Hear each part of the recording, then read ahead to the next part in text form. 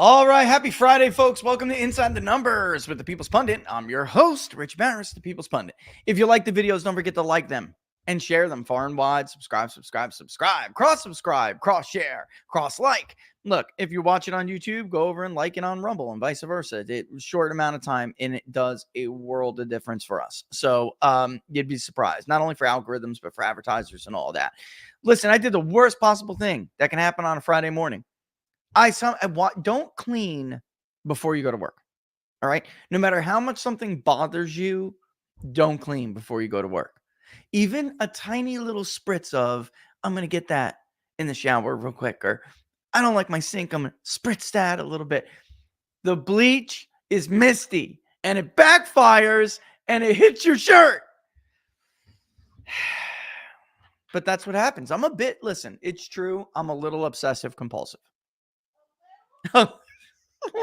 Laura just went from the other room. A little. My dad was a clean freak, and when I was growing up, as most kids, I couldn't stand it, but I'm glad he did it because he made me one. The only problem is when things are messy and cluttered, I get stressed out. I don't like it.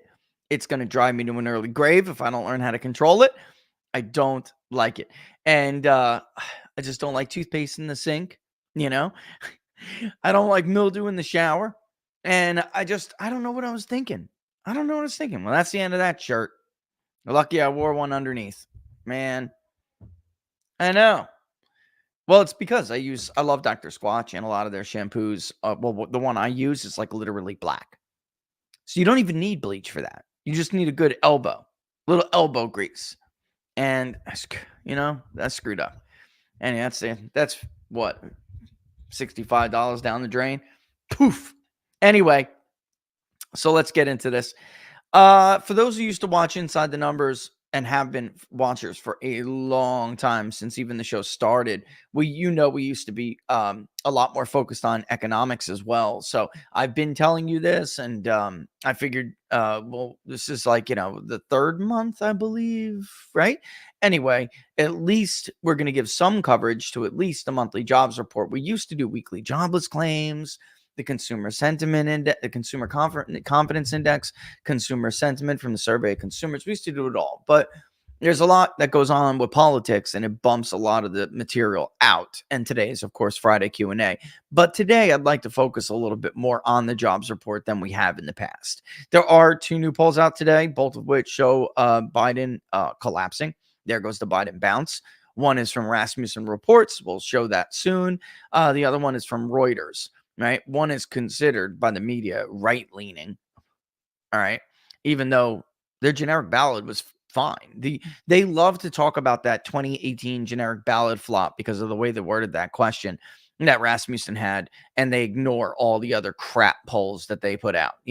Philip Bump is at the Washington Post, instrumental in these constant hit pieces against Rasmussen that got them tossed from 538 or 5 turd fake.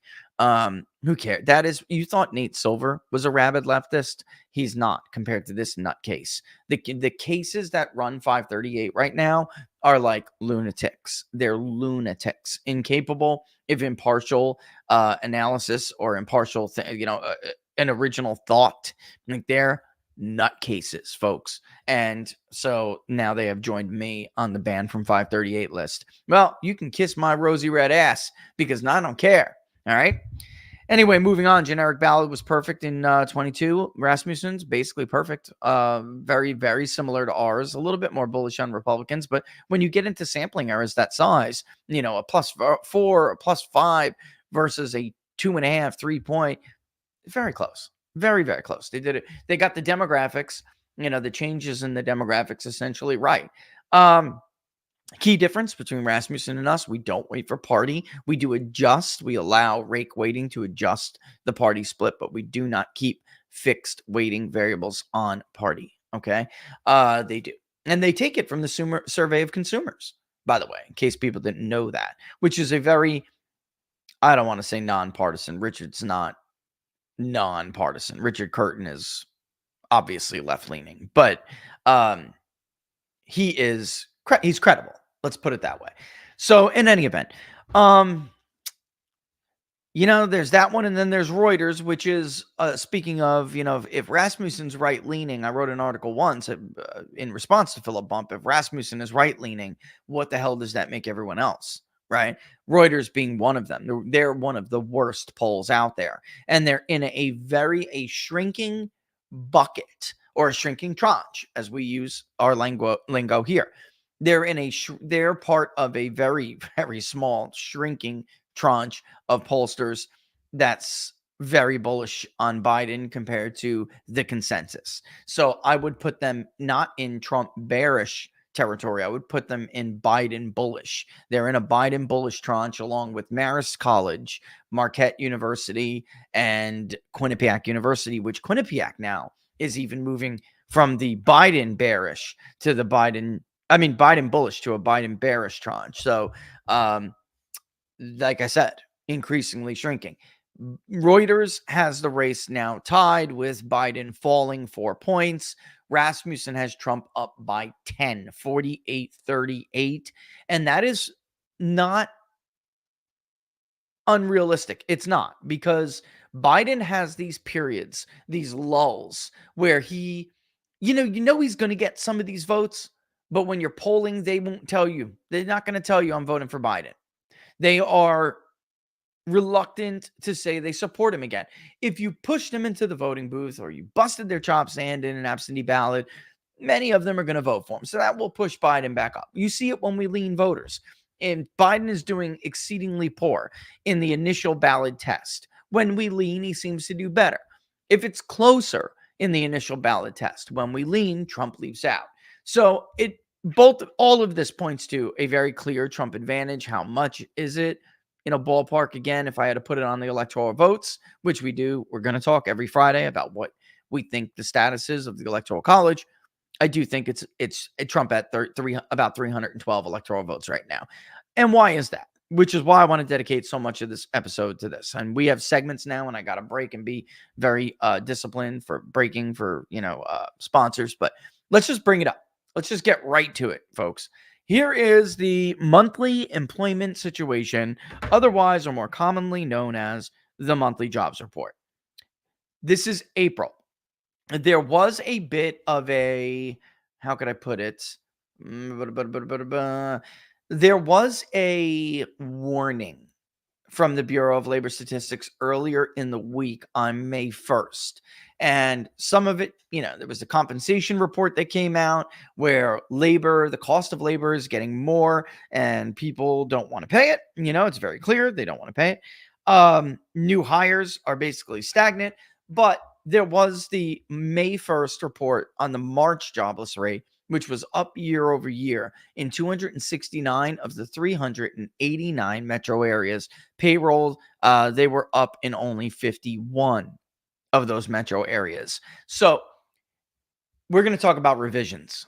And April, you've heard me say it before that there's a scam going on here. The Bureau of Labor Statistics is doing what they did under Obama, and they are pulling a scam on the American public.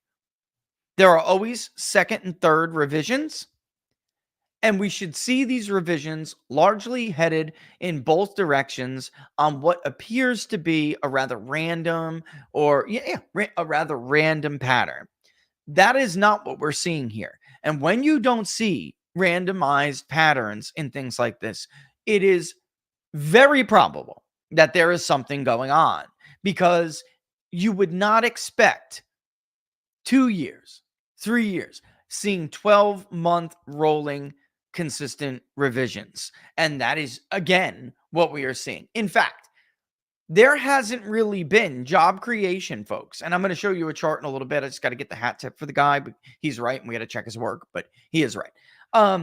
We have not really seen, all these months we kept hearing during the holidays, leading into the holidays, coming into the new year, going into last spring, the new year of 23, how huge job creation was. And wow, look at that. That's as big as some of the Trump reports and even bigger, right? It's load of crap.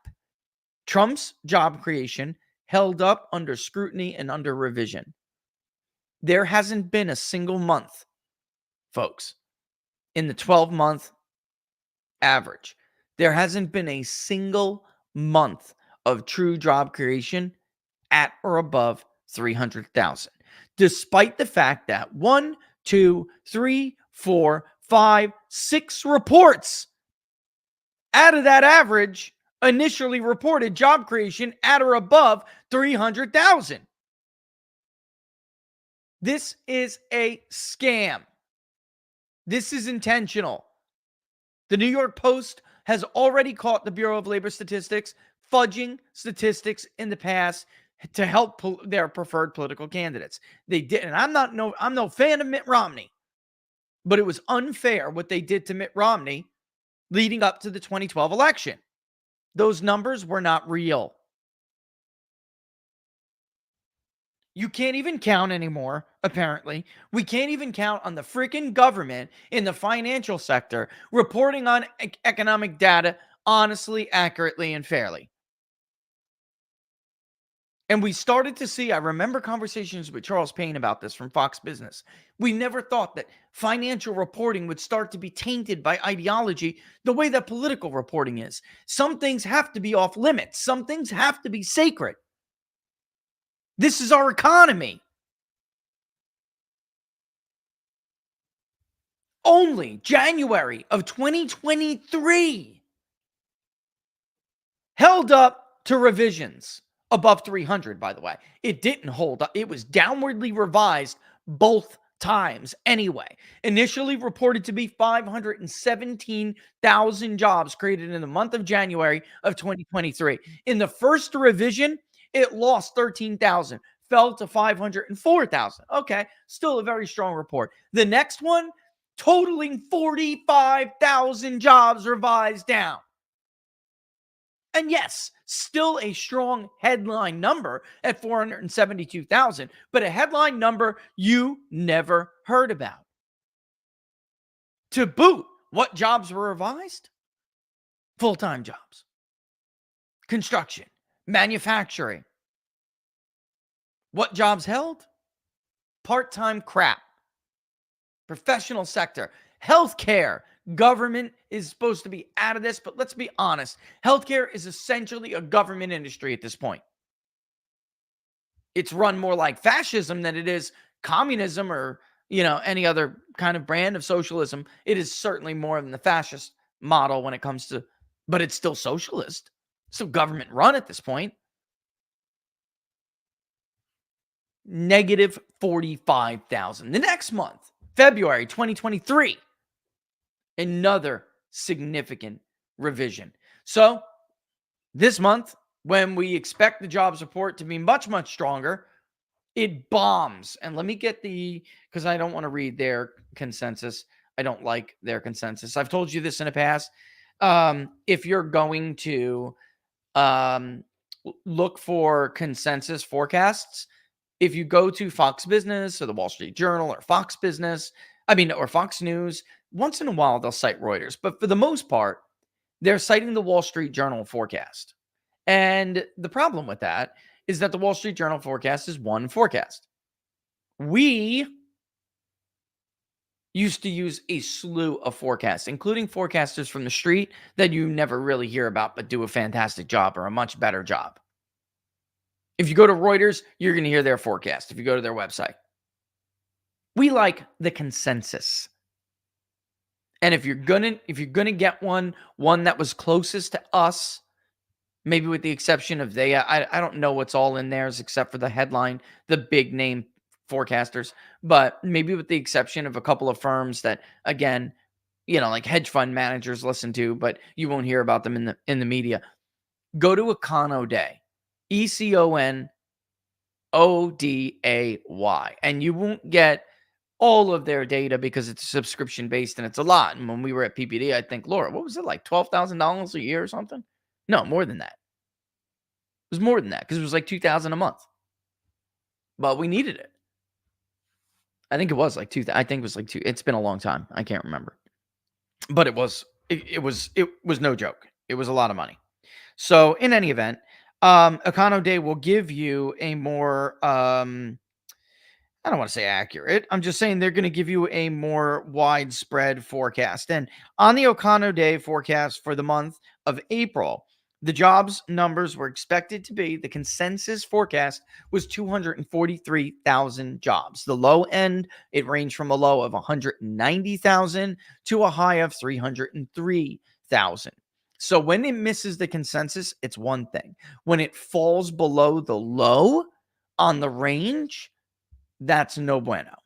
The total non-farm payroll employment increased, payroll increased, employment increased by 175,000 in April. And the unemployment rate changed little at 3.9%, the U.S. Bureau of Labor Statistics reported today. Job gains occurred. Are you ready, guys? Here we go. Healthcare, social assistance, transportation, and warehousing. This has got to be one of the crappiest economies we have ever reported on. I kid you not. At least under Obama, it was more like a transition. It wasn't 100% crappy. This is really just abysmal. This is so bad. And it's even worse than it looks. And we're gonna look at it. All right. Let's see what else. Job gains occurred in those three. This news release presents statistics from 2 monthly surveys. The household survey measures labor force status, including unemployment by demographic characteristics. The establishment survey measures non-farm employment, the usual, hours, and earnings by industry. All right, household survey data, both the unemployment rate and the number of unemployed people at 6.5 changed little in April, which is why you're not seeing the unemployment rate fall. Because for those who don't know, there is a methodological gimmick with the labor force, with the Department of Bureau and Labor Statistics.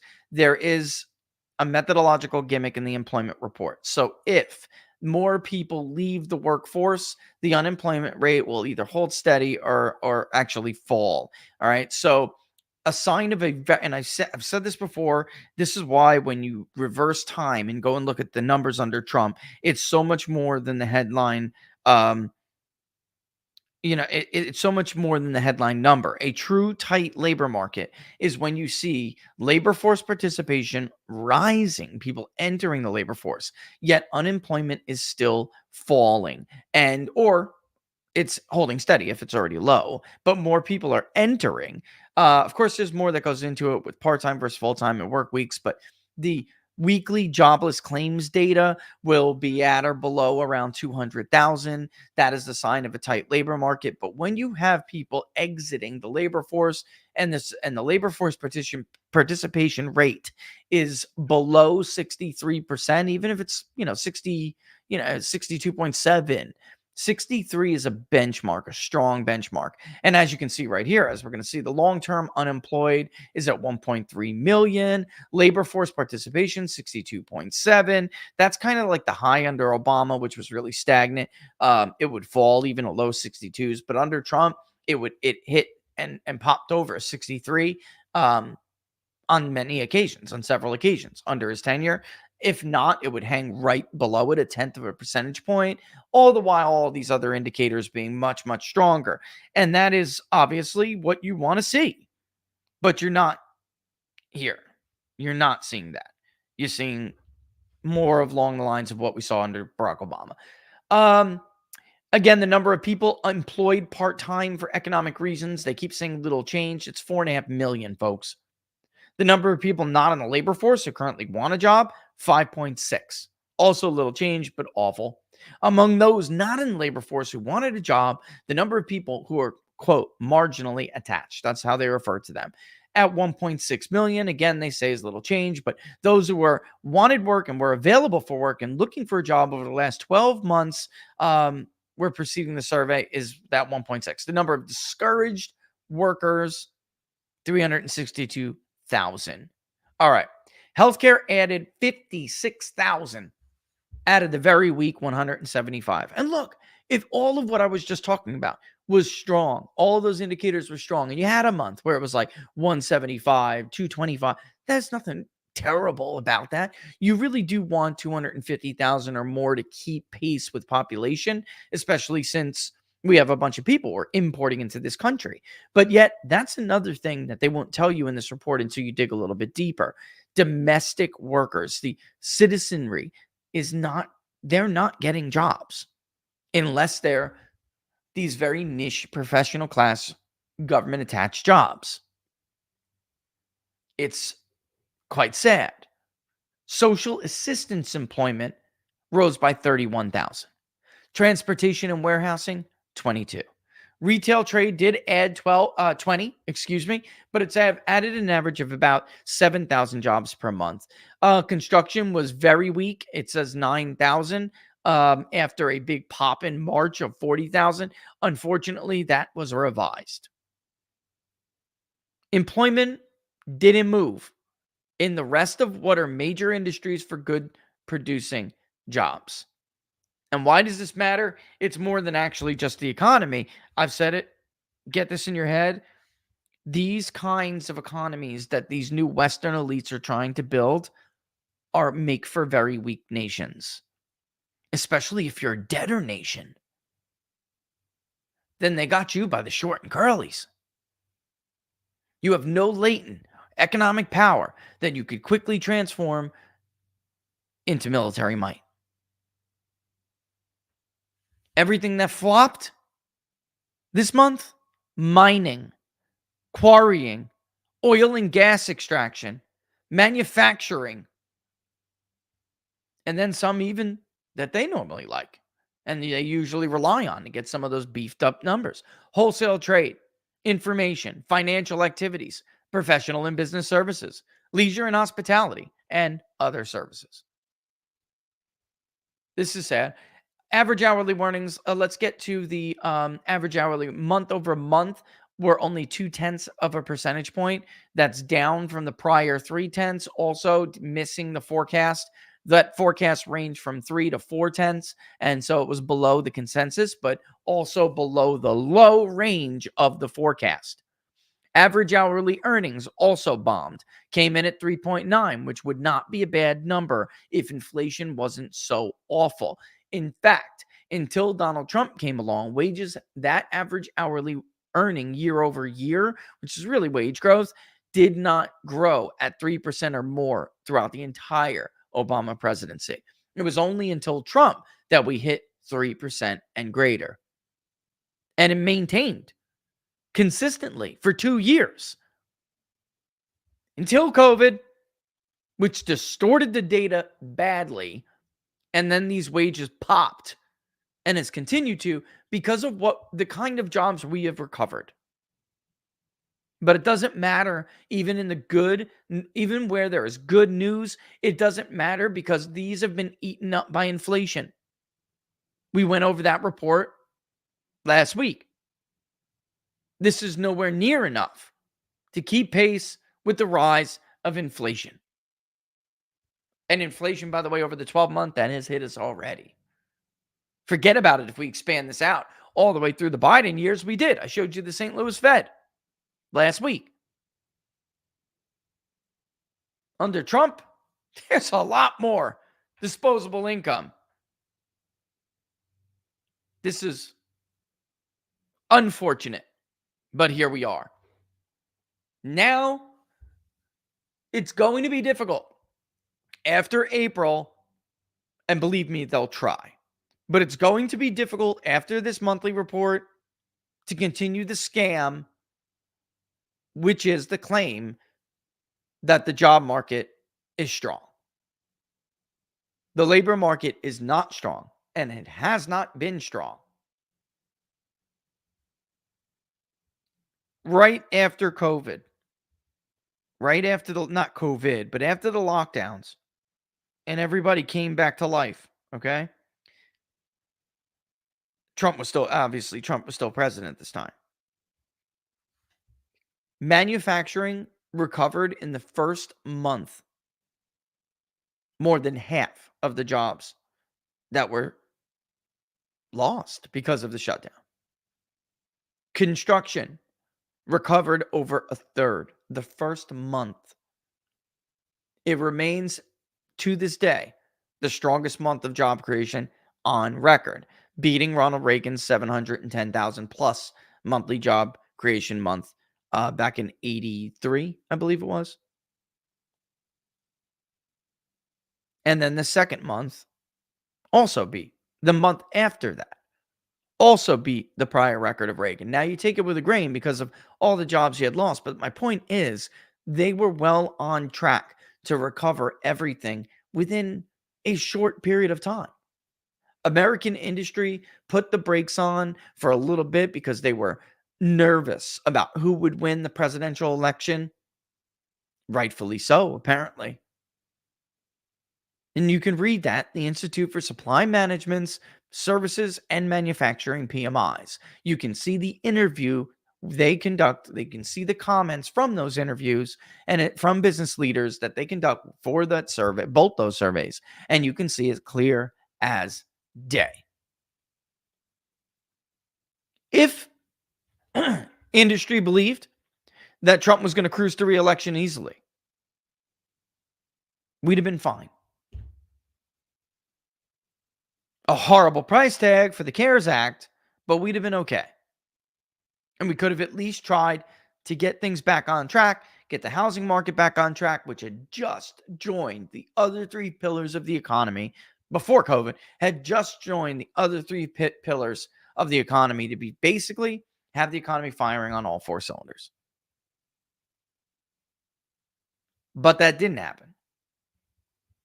And immediately after, Biden was trying to take credit for the couple of months that were really Trump's coattails. Biden was trying to take credit for it, but it petered out slowly but surely over time, and you can see it. Then came the big injection of job creation from crappy industries. And listen, if you're in leisure and hospitality, I'm not obviously trying to insult you. I'm not at all. Listen, I lived in Florida for 15 years.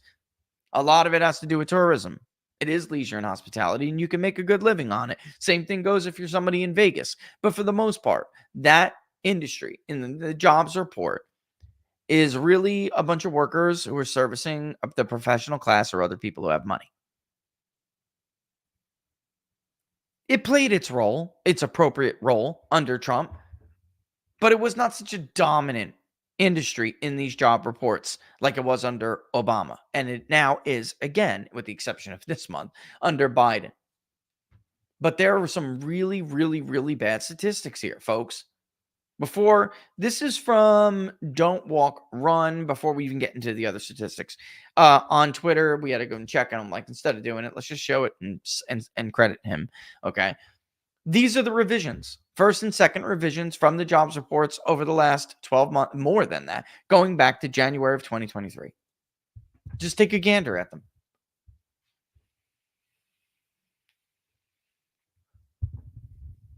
Last month, March, we'll see what the second revision has in store for us. That was a positive revision, and it broke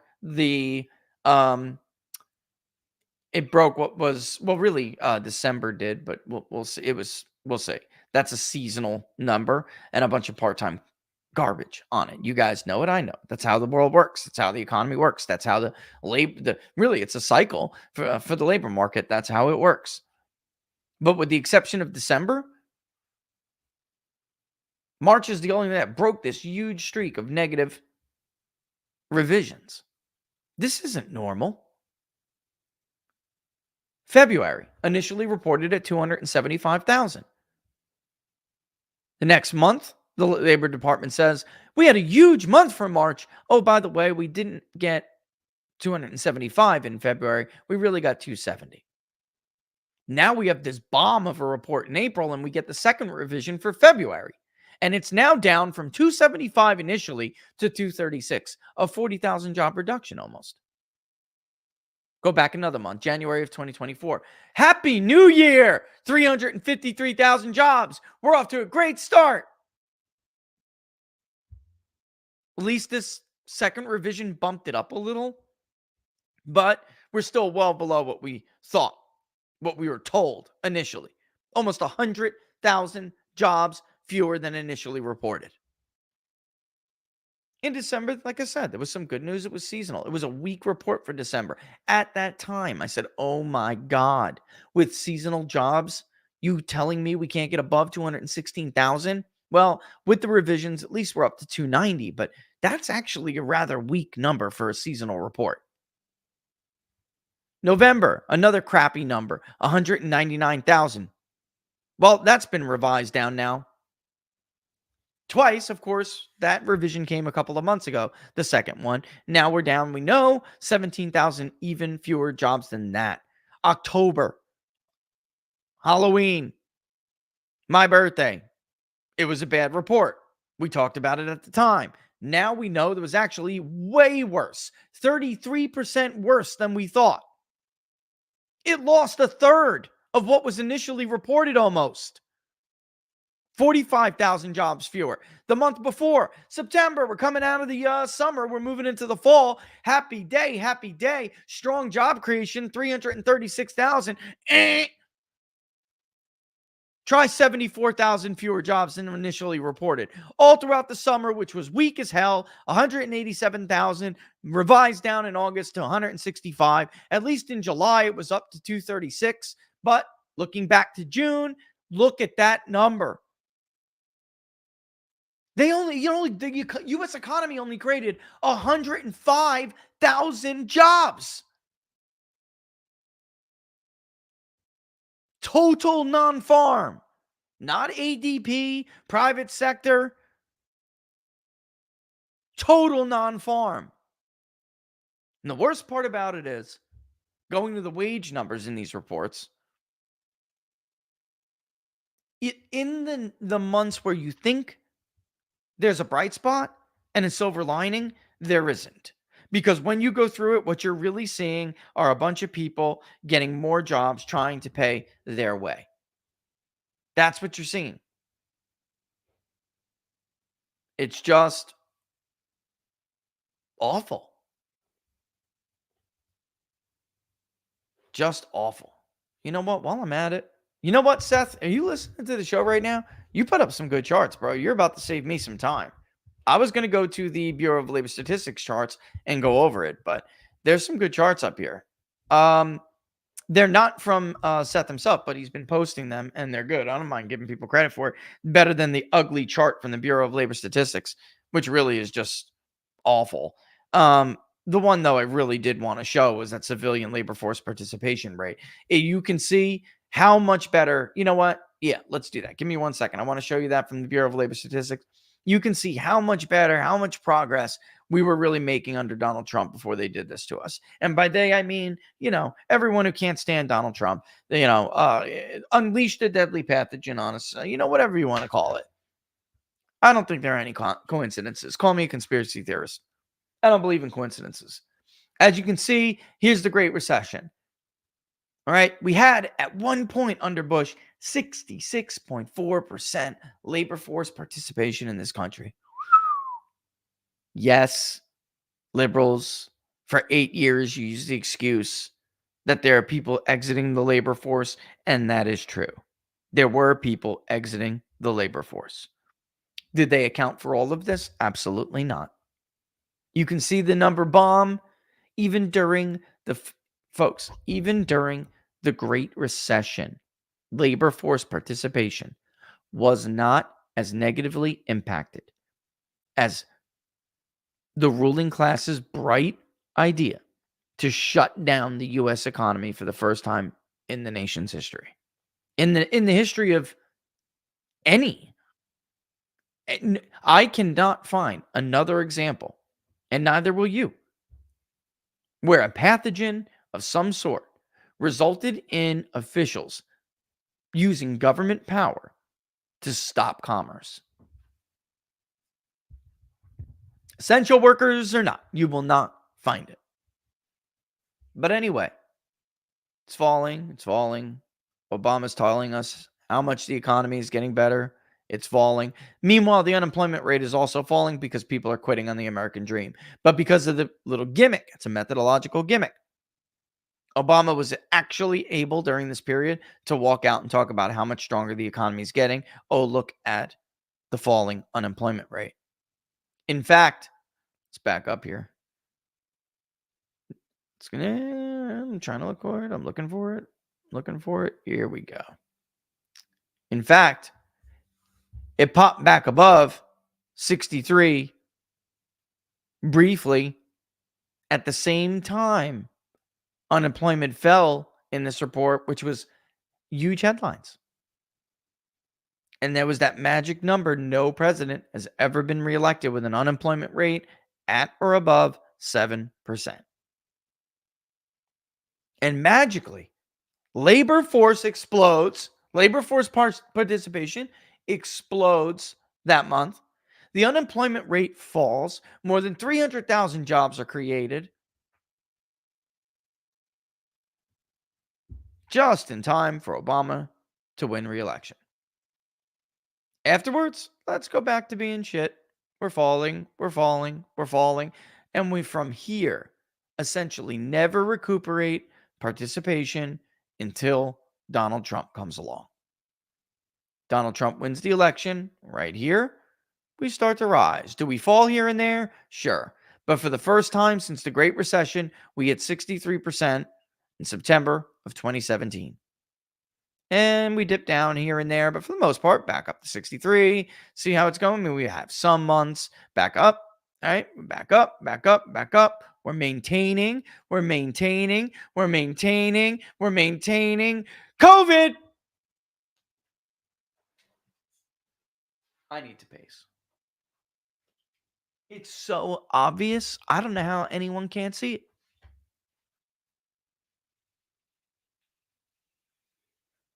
You don't have to be,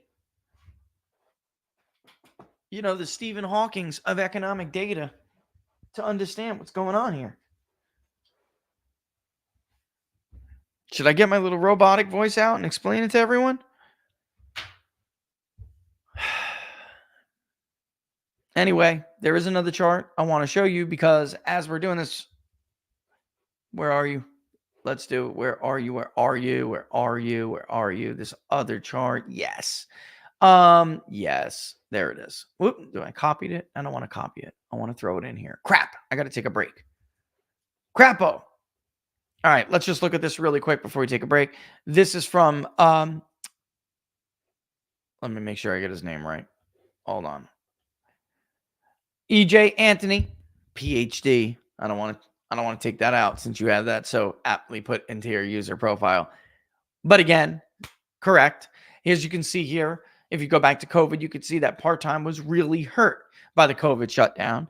They were not deemed to be essential, obviously, and they plummeted. But then they skyrocketed. We get to the Biden period, and there is a brief period in 22 when full-time jobs begin to at least try and do on several occasions, several months, for a full quarter, in fact, outpace part-time jobs. But then it reverses again with a brief lull in March of 2023 where part-time jobs fade a little bit back into the background. But then you can clearly see here, this is, by the way, what you're looking at is work full-time by 1,000 seasonally adjusted is purple, part-time is gold.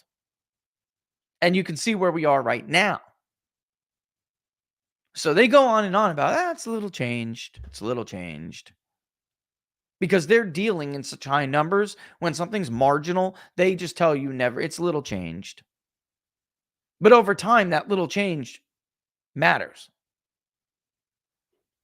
This is most unfortunate, especially since you can see the gap prior. All right.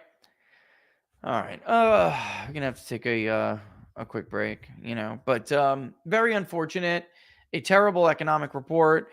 And now at least now we can begin to move on from the scam because people on, MSNBC, on CNN, they run these reports. And by the way, Fox, better sometimes. They run these reports like, why does the polling show that Americans just aren't feeling it? Because it's not real. Because it was a scam. That's why. It was a scam by the Bureau of Labor Statistics, one that was being fueled by the media. And it's tragic. But maybe it's over now. I think April of 24 marks the end to this scam. Because I don't know how you can continue like this. It just gets to a point where you can't keep this up. And they already don't believe you. They didn't believe the media during Obama, and Hillary Clinton was arguing, let's stay the course. We've come so far. We've had so much progress. Just stick with us. This is the new norm and it's good. No, it's good for you. Sucks for everybody else. Let's take a quick break. All right. Again, for those who have not heard the news, on April 23rd, media outlets began to flood the headlines with the latest on the avian flu development. The FDA said, quote, it had detected viral particles of H5N1, avian influenza, in milk purchased at grocery stores, unquote. While the FDA cautioned that they believe the milk is still safe to drink, I don't know how you could, right? Doesn't make any sense. Others were sounding the alarm. Straight from the news reports, Dr. Eric Topol, founder of Scripps Research Translation Institute, said, the viral particles in milk in the grocery store shelves mean the outbreak is probably, quote, more widespread than we've known, unquote. Quote again, the dissemination to cows is far greater than we have been led to believe, unquote. Quote again, the FDA assurance that the dairy supply is safe is nice, but it's not based on extensive assessment yet, which they acknowledge and won't engender trust and confidence because it comes in the wake of the USDA mishandling, unquote. But you know what he's going to say, COVID. The chief medical board of the wellness company has been watching this with the avian flu H5N1, the outbreak in the United States over the last few weeks. And while it is far from certain that this recent strand will even result in a pandemic, we know the medical tyrants are never going to be done with us. Do you have what your family needs this time around? Because the doctors still won't even consider prescribing some of these medications, like ivermectin, hydroxychloroquine. But that's okay because we have you covered. It's the only of its kind. This prescription Contagion emergency kit from the wellness company provides you with a carefully selected assortment of effective medications for bird flu, COVID-19, other respiratory illnesses. We're talking about ivermectin, hydroxychloroquine, the Z-Pack. You know the drill. And this last one, as you can see right there, even has a nebulizer, which is dope.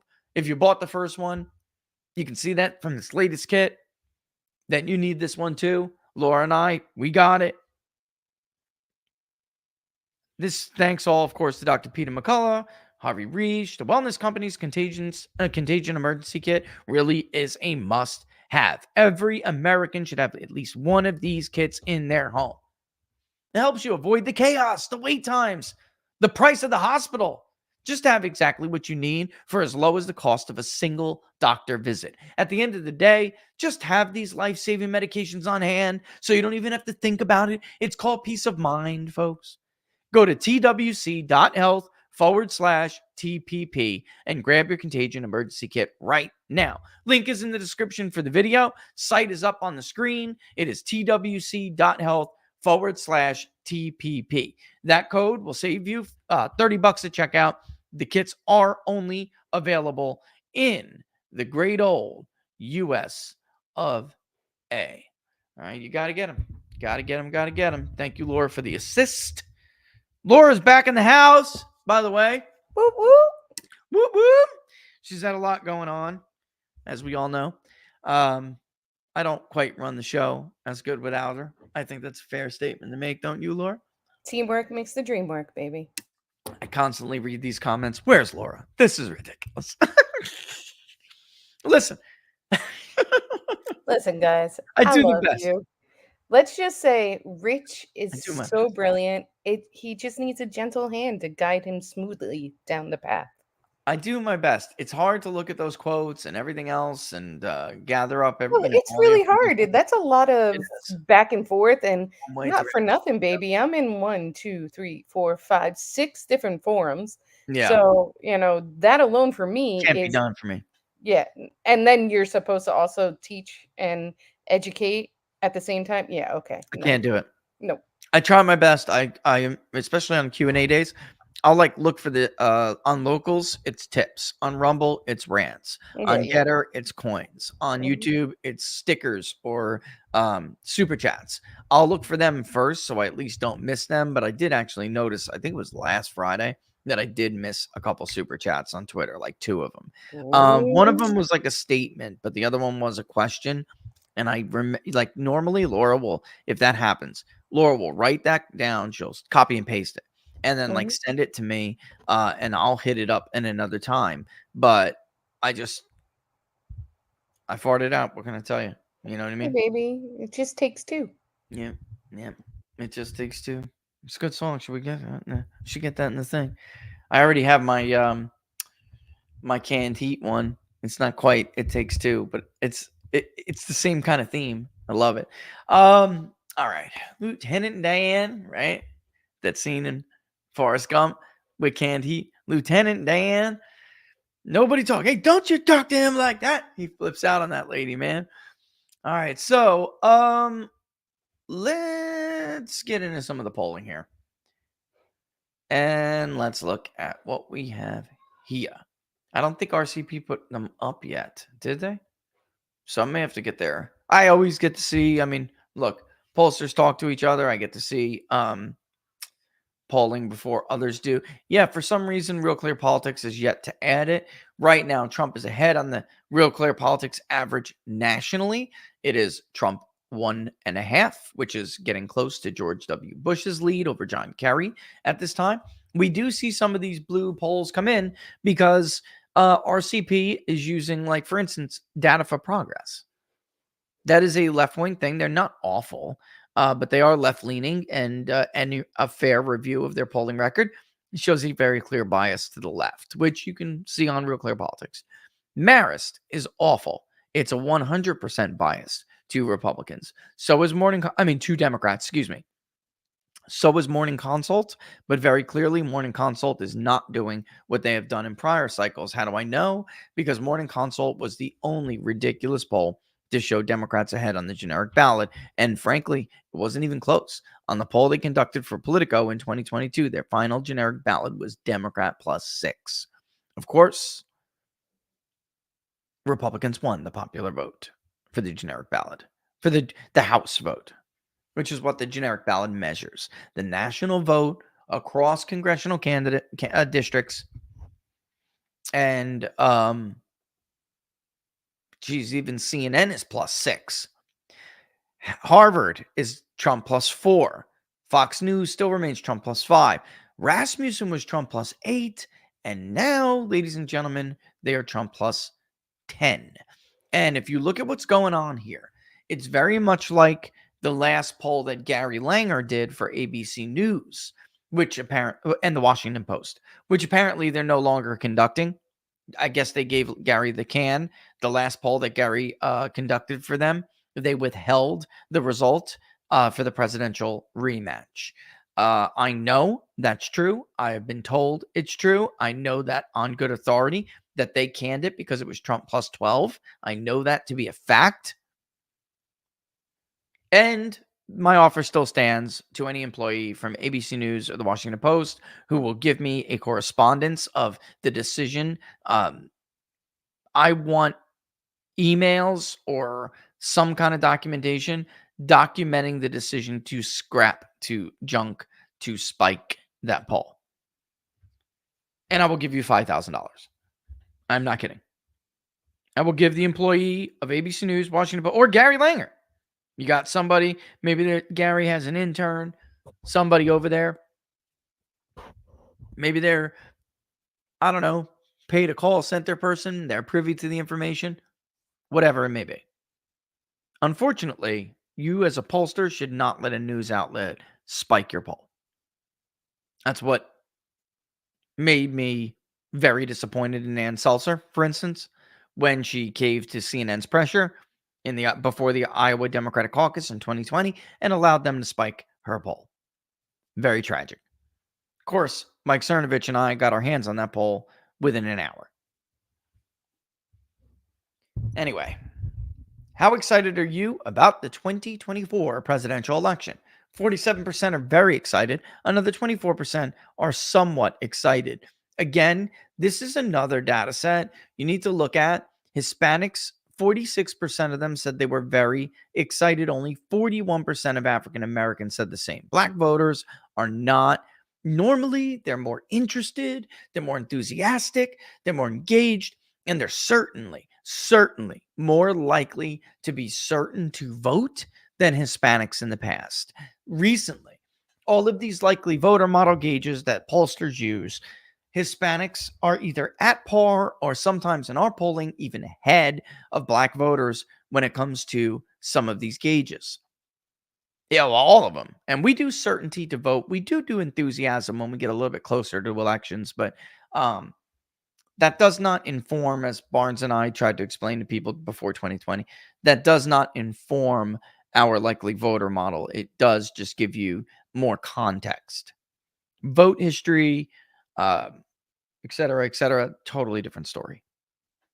Because you can have a bunch of these Hispanics who are saying, I'm super excited, I'm certain to vote, and some pollsters might weed them out based on vote history. That's why, we're not like strict vote history like some of these other pollsters. Because if you are, then how do you miss the new voter? I mean, how do you capture the new voter if you're going to do that? I'll never do it again. Not after what happened to me in Ohio in 2016. Trump +3. Ridiculous. Embarrassing. And I knew it was wrong. I knew it was. Our prior poll was stronger lead for Trump. I knew she wasn't getting it. Didn't make any sense. She was slipping everywhere else. Why is Ohio tightening? It was all in the methodology. I should have listened to those people. I should have trusted them, always listen to the data, and here we are. Republicans are 60% very excited. Democrats are only 45% very excited. Independents, 36%. When you look by ideology, liberals are 43% very excited to vote, and another 25% say they're somewhat excited, but conservatives are 59%. The disparity is real. Men, 54%, women, 42%. However, beware of the tricky woman in polling. Many times they will tell you that they are not certain to vote, and yet I can't stand it when people call me during my show. It's a pet peeve. It pisses me off. You know I'm on the show. What on earth are you doing? You know what I'm saying? It pisses me off. I may not take you as a client because you did this to me. I'm serious. That's how much it bothers me. That's how big of a deal it is. Because to me, it's about courtesy, respect. What am I missing here, Laura? What else? Courtesy is the word. I think you got your point across, my love. Man, burns like the fire of 1,000 suns, man. It really does. Let's get back to it. It's so small. All right. But anyway, women are certainly less likely than men to report levels of enthusiasm, to report certainty to vote. When we ask, for instance, here's a great example. How likely are you to vote in the upcoming election kind of question? Men are more likely to say that they're certain, and women are less likely. And then they'll say, but I'm likely. I am, the odds are greater than 50-50 because we put them on the this, obviously we have a spectrum. It's more really like a Likert scale, but you know what I mean. Those women are voting. You go back and look at the vote history of those women who say, yeah, I'm probably going to vote. I'm likely, probably. They vote all the time. All the time. Very small percentage will actually not be voters, or at least high propensity voters. All right. If the 2020 candidates were, and this is with just Robert Kennedy on the ballot, Trump is winning by 10 points, 46-36. All right, with Kennedy getting 9, some other candidate getting 4, and not sure, the undecided being only 4%. Look at women again, and what you'll see here is a complete collapse for Joe Biden among demographic groups, many of whom will come back to him probably. Many of them will, because I've seen polls, I've conducted polls where this happens, and it is, again, it's a Trump lead, don't get me wrong, but it's a misleading Trump lead.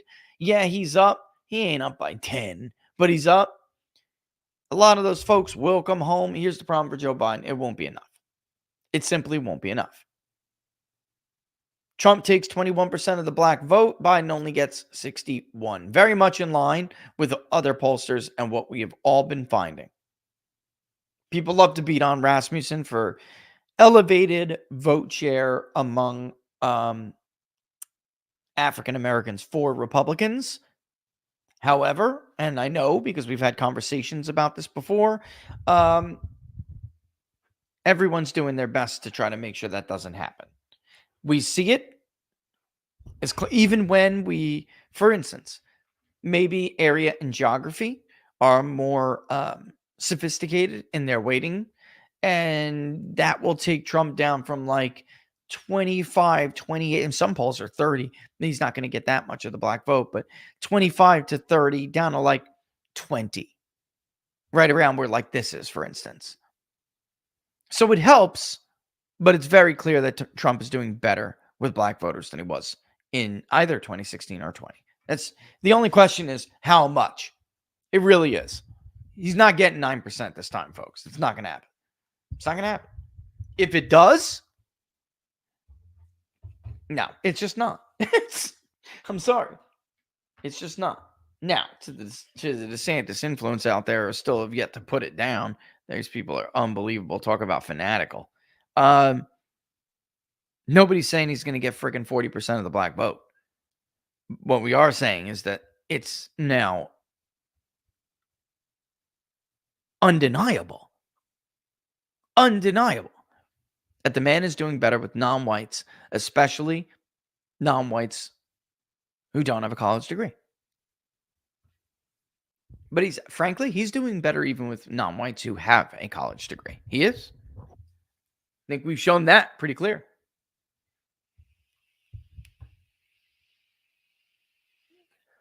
By the way, look at the crossover. Trump in the Kennedy only matchup. All right, for instance, Kennedy is actually taking 9% of Democrats. So what's happening here today with this month, Democrats are very, very, very, very sour on Biden. He's having one of these months that we've seen him have before, where his own voters are just like, I don't like this guy. I don't like him. I don't want anything to do with him. But in the end, folks, I'm telling you that they're very, very, very, very, very likely to vote for him. At least many of them are. If there is another option, RFK, I don't believe he's going to fill that void for the entire election cycle. I think what's going to happen is you're going to see more and more Democrats get to know him, and they're not going to like what they see. So he's not going to be that kind of a candidate. He'll take some, but if he's on the ballot, and I mean, we know he'll be on Michigan and a couple others, but that's it. This is a national poll, assuming that he has a chance to get national support, and he's only at 9%. Moving on with everybody packed into it, Trump's base remains more firm than Biden. 17% are going to Donald Trump among Democrats, 16% in the other three-way. In the five-way, Trump actually ticks up from 16 to 17 among Democrats, and he's ticking up among everybody. He goes to from 80 to 83 among Republicans, and he goes from 44 to 45 among those who are unaffiliated voters. Biden is only getting 10% in the first ballot of Republicans versus Trump's 16.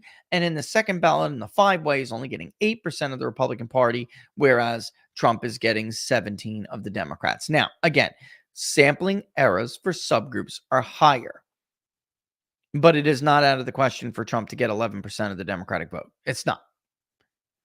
In 16, he was polling in our poll between 10 to 12, I think it was. That is what happened. In fact, I would like to go and look and see. I know I have the battleground states still, but because he needed to. Those electorates were much more Democratic than they are now. They were filled with white working class voters who still called themselves Democrats, but in fact were not, right? And that's so in Florida, that one was actually closer. We had Trump getting 8% of the Democratic vote and Clinton getting 6%. Man, we nailed that race dead on. Independents were Trump plus 4. We nailed that race. 1.6. It was 1.4. Wow. Oh no, I'm sorry. November, he did tick up to 10% of the Democratic vote. and Hillary remained at, she went up from 6 to 8 of the Republican, but crossover still favored Donald Trump. When you look at Michigan, great example. Trump was getting 11% of the Democratic vote in Michigan. Hillary Clinton was only getting 5% of the Republican vote in a state like Michigan. When you look at Ohio, for instance, where's November? Trump was taking more, 2-1. The crossover vote favored Trump 2-1. And at one point, he was taking 17% of the Democratic vote. That would later fall to 13. But it's still, he did that. That happened. Nevada was just crazy. 8-2 crossover favoring Trump. North Carolina, 9-3. And then in North Carolina in October, it was 19. But it fell, and they eventually solidified. In Pennsylvania, which was, again, actually dead on, Trump took 13% of the Democratic vote. Hillary Clinton took 7% of the Republican vote. I just wanted to read that back to you guys because this may seem like a little high right now, but it's not. And it will fall, no doubt. But it is not out of the question for Trump to get 10, 12% compared to Biden, especially since there's this fissure within the Democratic Party right now. It's not just, you can see it. It's not just evident in the primary voting. It's in every poll, including the morning consult poll, by the way, which was just released, which shifted to Trump. All right. Right. So there's that. Wow, it's 104. I'm tempted to take my last break here. Not last. I'm tempted to take my top of the hour break here, and then we'll come back. We'll hit some questions. We'll look at some more polls. I'm waiting for them to update the polling average so we can show you something. If not, I may have to do a quick copy and paste job and do it myself. Maybe, on the break, I'll see if Decision Desk, whether or not theirs is out yet, and they may be. But all right.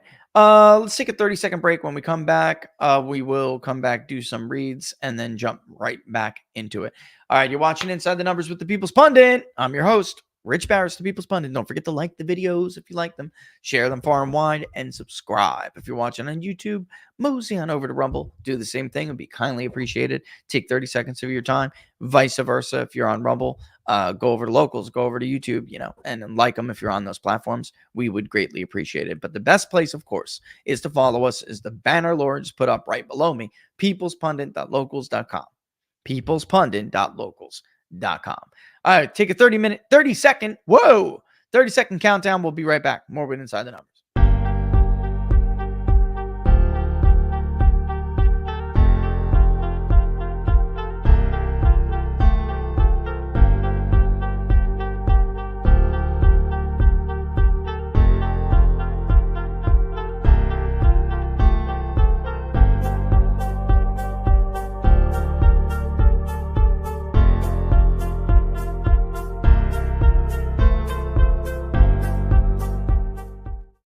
All right, that's it. We're back. All right. I love this company. This next company, I really do. You got to have some kind of help when you really need it. It's Big Brother's a big deal. You know what I mean? And when you're in trouble, you're in trouble. And a lot of people just don't know where to turn when you are. If you're struggling with tax debt, is the IRS breathing down your neck? If you owe taxes and don't know where to turn, I've got the answer for you. Tax Relief Helpers. Tax Relief Helpers is a team of experienced tax attorneys, enrolled agents, and accountants, and they've been resolving tax issues, folks, for over 20 years. They have seen it all.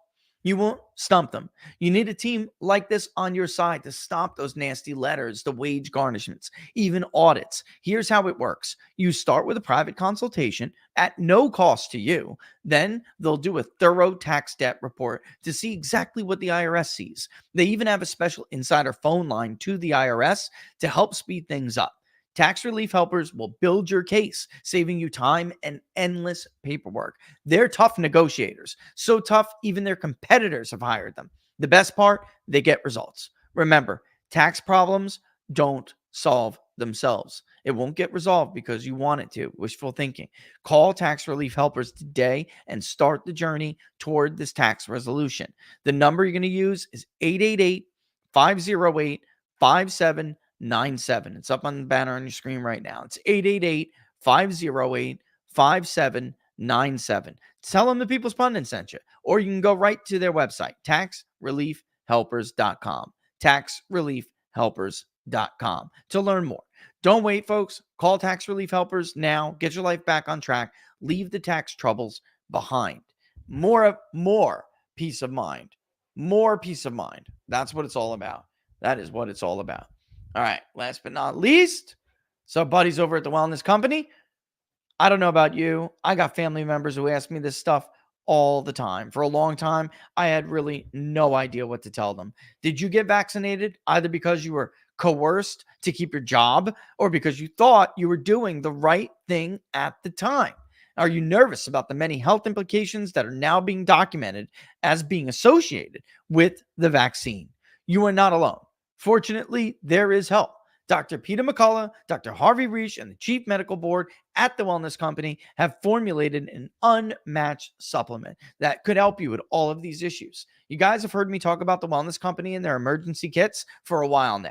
This product is one that I honestly believe every American, vaxxed or not, should be taking daily. Revolutionary and over-the-counter. The spike support formula is the gold standard for combating the spike protein, the toxic substance at the root of almost all problems related to COVID-19 vaccines. The Wellness Company doctors hear from people like you every day saying they've never felt the same since being vaccinated. So what can you do to get back to feeling like you used to?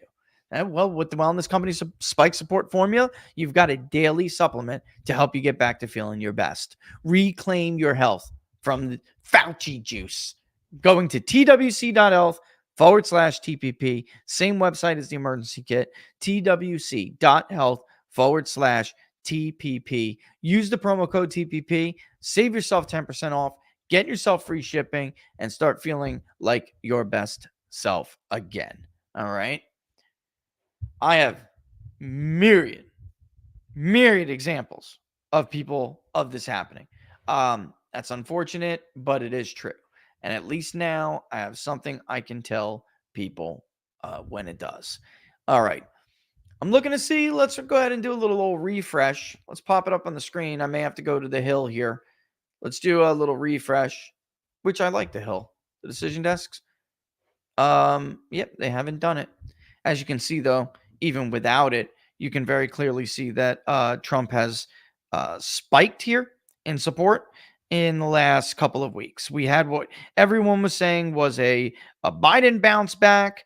That very clearly is not happening now. In fact, Biden has lost a lot of traction and steam, and Trump is on the move again. So we have been talking about this for a while. It's basically the same trend now for over a year. And you got to wonder what on earth would happen in order to change that trend. And when you're talking about two former presidents, okay? Ooh, look, the RFK ballot access tracker.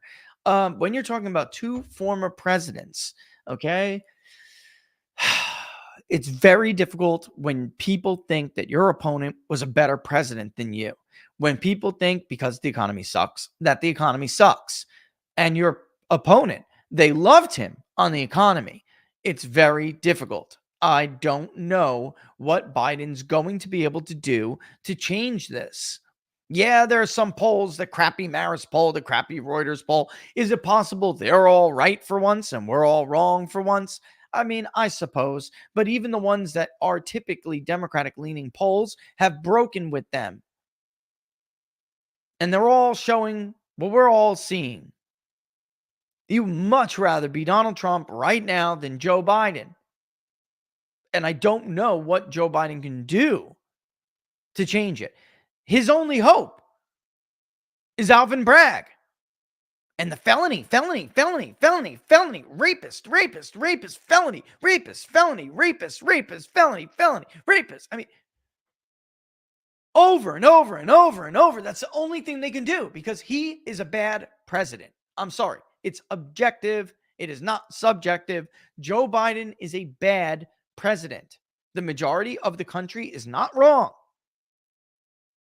The only thing that he can do is try to scare people away from the person they think was a better president. And it's unbelievably, or it's downright terrifying how far they have shown themselves willing to go to do that. How far? Destroy our entire legal system. Destroy all of those norms and institutions they claim to care so much about when they said that Donald Trump was destroying them all through his presidency in 2020. Getting rid of things like attorney-client privilege, Fourth Amendment protections against unlawful search and seizures, the abolishing of the First Amendment free speech protection, because that's what they're prosecuting Donald Trump for.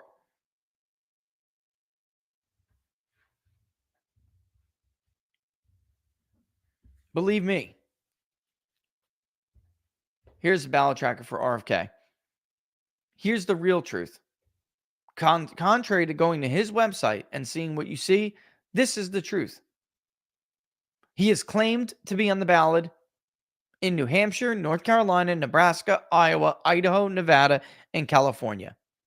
But we only know for certain that he is on the ballot in Utah, which he will be on as himself as an independent, and in Michigan, where he will be on the the Natural Law Party ticket,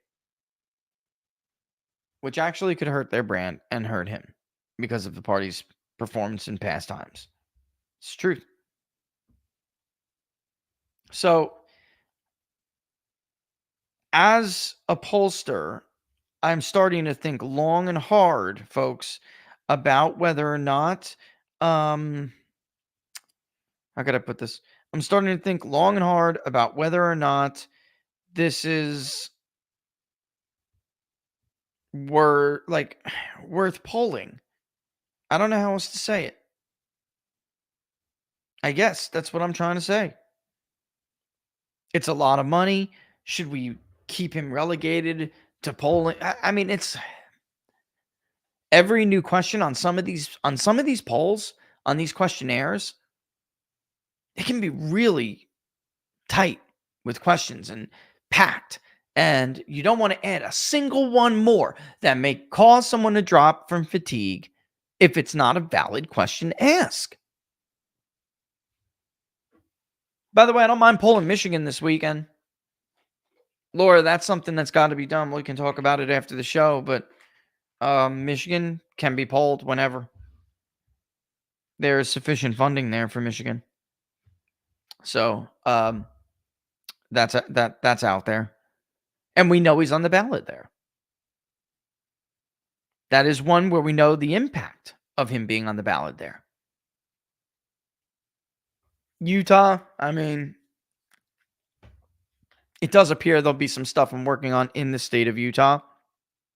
I don't want to announce it yet, but it sounds, you really got to entice me with a project these days, folks. I'm really kind of done with politics as far as not polling for you guys. I just want to poll for locals and everyone else who's got a subscription. You guys put your money where your mouth was, and you support us. You support Laura and I, support Big Data Poll, the work we do. You guys are really the only ones that Laura and I even want to poll for anymore. I can't stand. I'm just being honest. I'm not trying to be a prick. I just can't stand most politicians. I don't like them. I don't like them. That's the truth.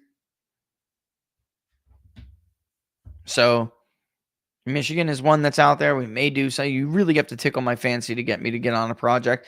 Utah is different. I'll be able to probably talk to you about it soon, but Utah is different. It's right up my alley. It's right up all of your alley. You guys are gonna love it.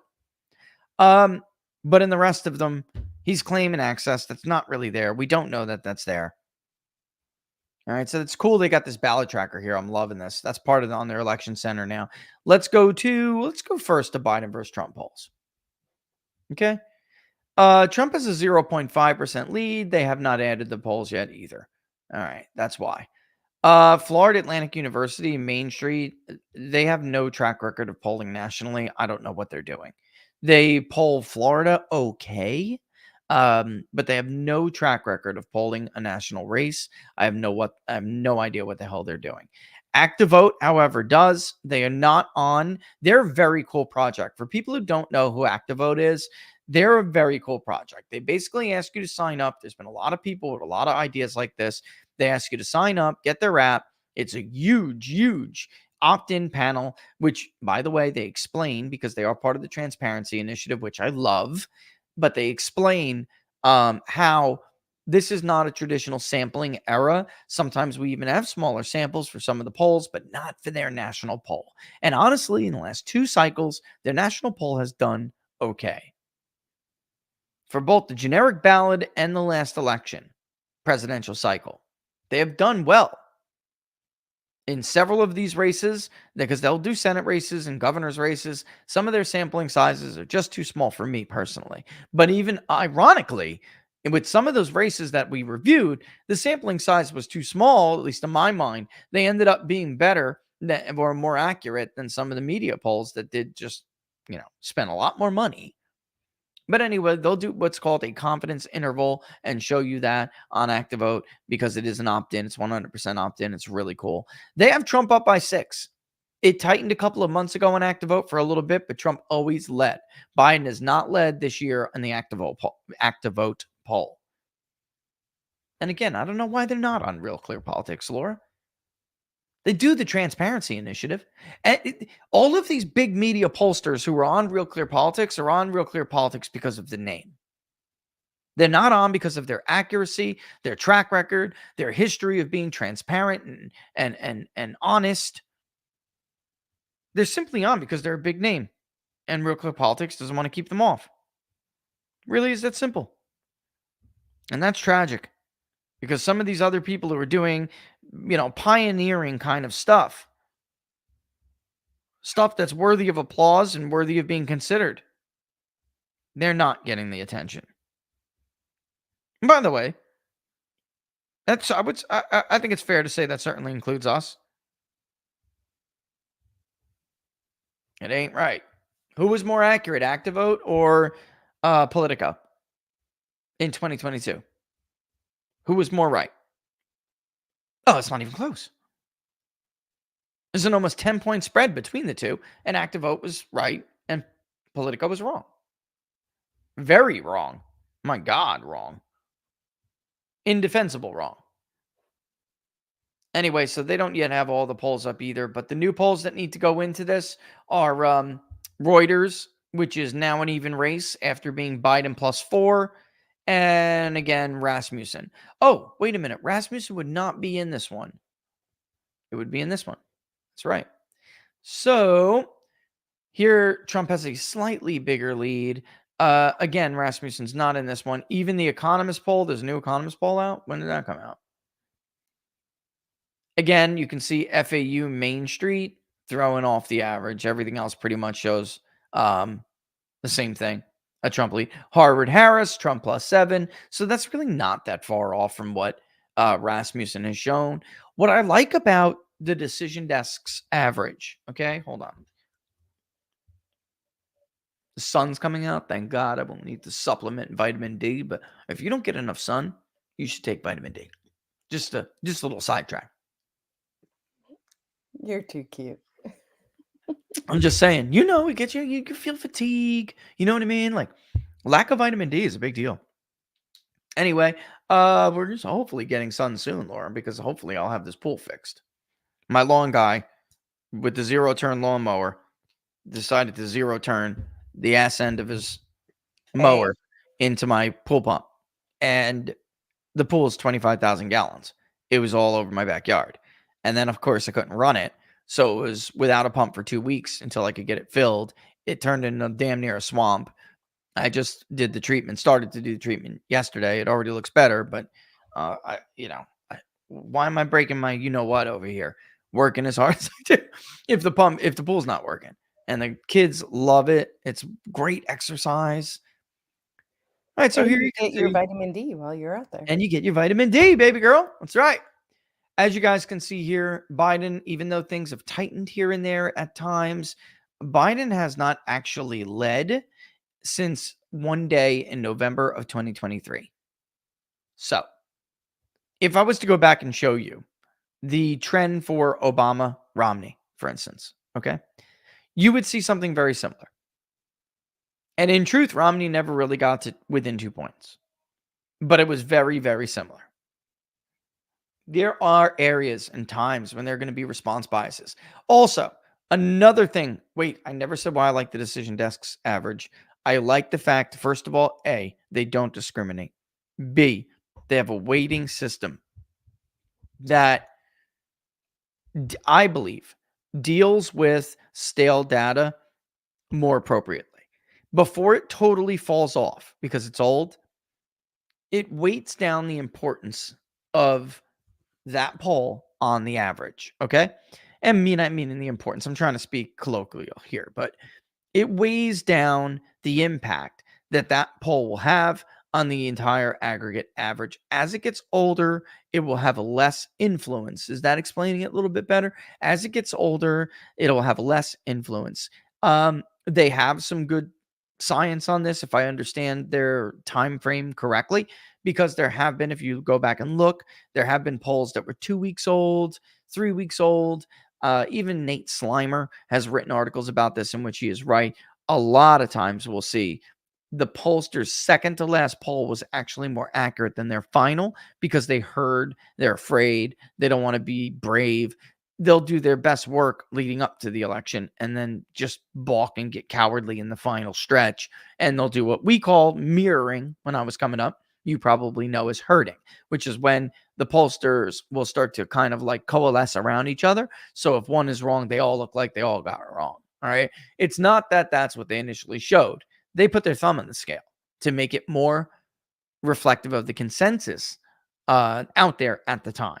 So that in mind, that's right to continue to hold, to continue to hold a poll that's a week old, 2 weeks old in the average for a bit. I think Real Clear Politics holds polls in the average too long. I think that's the case. And then when they drop, they just drop. They're not weighted, right? A poll, if you go to RCP right now, which let me go to the 2-way, okay, or the 5-way. Let's go. And by the way, the average for Trump in the on our RCP is actually even stronger for Trump. In the 5-way, it's only 0.6 here on the decision desk, but on Real Clear Politics, it's actually Trump 3.2. Up, they've been added as I live and breathe. They've been added. They added Rasmussen's poll. There is no head-to-head. I'm not sure why they did that. I don't know why they didn't do a head-to-head with just Biden. That's weird. Don't you find that weird, Laura? Remind me to ask Mark why they did that. Like, what was their thinking behind doing that and not just a simple head-to-head or a generic someone else? I wonder. Anyway, Trump v. Biden versus RFK in the decision desk is only really a small little lead for Trump, 1 point, a few rounds, 0.6.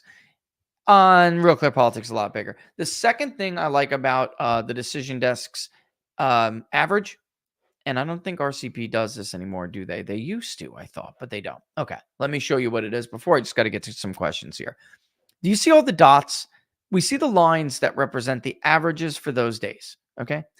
The dots are individual polls that are making up the average within that time period, all right? What do you notice about dots and the bands, by the way, are the confidence intervals, all right? The high and the low. If you go to Big Data Poll right now and look at our tracking chart, you will see there's a shade of red and a shade of blue and a shade of gray in between, all right? This, for instance, let's take a big fat one where Trump leads 40-34, basically, all right? What this says here with this red band is that Trump's lead actually could be as high as, let's call it 47. All right. His low is, let's call it 37. All right. With Biden, his low is actually 28, 29. I think this looks like to me. And his high is about 40. So within that gray is where they overlap with their potential levels of support. Now,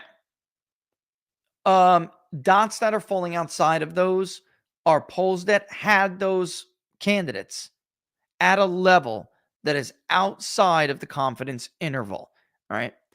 You will see, if you look at a real quick look, you will see there are some here and there that are red in the top line interval, which is Trump's high. But there are about as many blues within his red. Okay.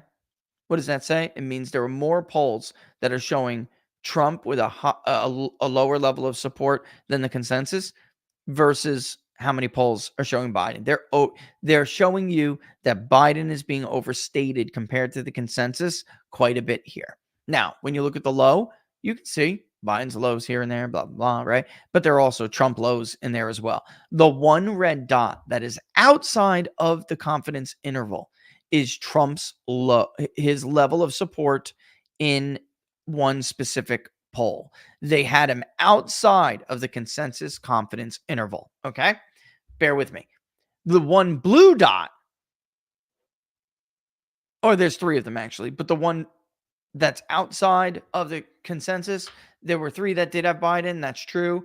But there's one that is exceeding Trump's top line consensus. And that is ridiculous. That means there was a poll that had Biden's levels of support way outside the norm, that it was an outlier. Okay, just to be very clear, to just be, simple, to put it in simple terms, these are outliers. And as you can see, the outliers favor Biden a lot. You would never see that unless you looked at a chart like this. Unfortunately, on our Real Clear Politics, on our CP, I thought they did that, guys, but I guess they don't. But it's a great example. All right, let's go and look real quick. What is it? 1:30. I got time. Let's go and look at the Trump v. Biden. Where is it? Here it is. Okay. Here is the head-to-head. Let's say there was a bias on par with 2016, which was a bad year for polls, but it wasn't as bad of a year as 2020. All right. Let's say there was a bias in the polling right now understating Trump, because that's what the 2016 both of these biases will favor. When we adjust, it will favor Trump, because of course Trump was the polls underrepresented his share of the vote, understated his share of the vote. His support was stronger than the poll suggested. So using these examples and changing this up, it's going to favor Trump even more. So if the polls are as wrong as they were in 2016 in the head-to-head matchup with Donald Trump, he would actually have a 0.5% lead. What was it? What did I do here? Let me reset it real quick. Reset. So it only helped him. It didn't help him at all. It only marginally helped him. How could that be? That's kind of impossible. Something must be off with this. Let me look at 2020. Oh, it doesn't change here. Okay, sorry about that. I thought it changed there too. And also this banner is a pain in my ass and in the way. All right. I can see it all now. So can you. So when you do, let's reset it. And of course, only a 0.5% lead. When you use the 2016 bias, then Trump's lead grows nearly 2 points. 2020 bias would cause a significant widening of the gap, and Trump would win in a landslide. And ironically, what do you find funny about this spread right here? It's actually very close to Rasmussen's spread right now. That's funny. I find that to be funny. All right, let's go back. Let's see about the same thing when RFK is added to the mix. They can't do it with that. Sorry, they can't do that. They could have with 2016, technically, if they said, hey, Johnson and Stein are our benchmarks, but they didn't, so they can't. Kennedy is now in the territory of where Johnson was in the early stages. So Kennedy legitimately could just have a complete meltdown and collapse. He could. I want to say the most we pulled Johnson at one time. Ooh, let's go back. That's a good question. 2016. Time to look at our history, Laura. 2016 tracking poll. Where is it? Is this it? That's the track record. Where's the actual poll results? Let me write tracking. Should be under tracking. Yep. U.S. presidential election daily tracking poll. I don't know why I didn't put the year in there.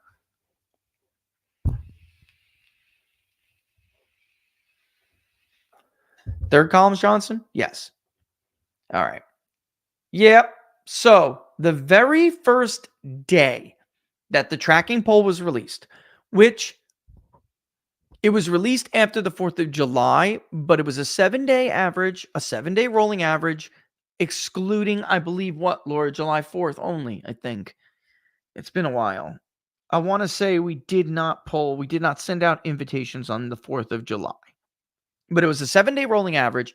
And Johnson on the 10th of July, the first day that the polling results were released, Johnson was at 8.5.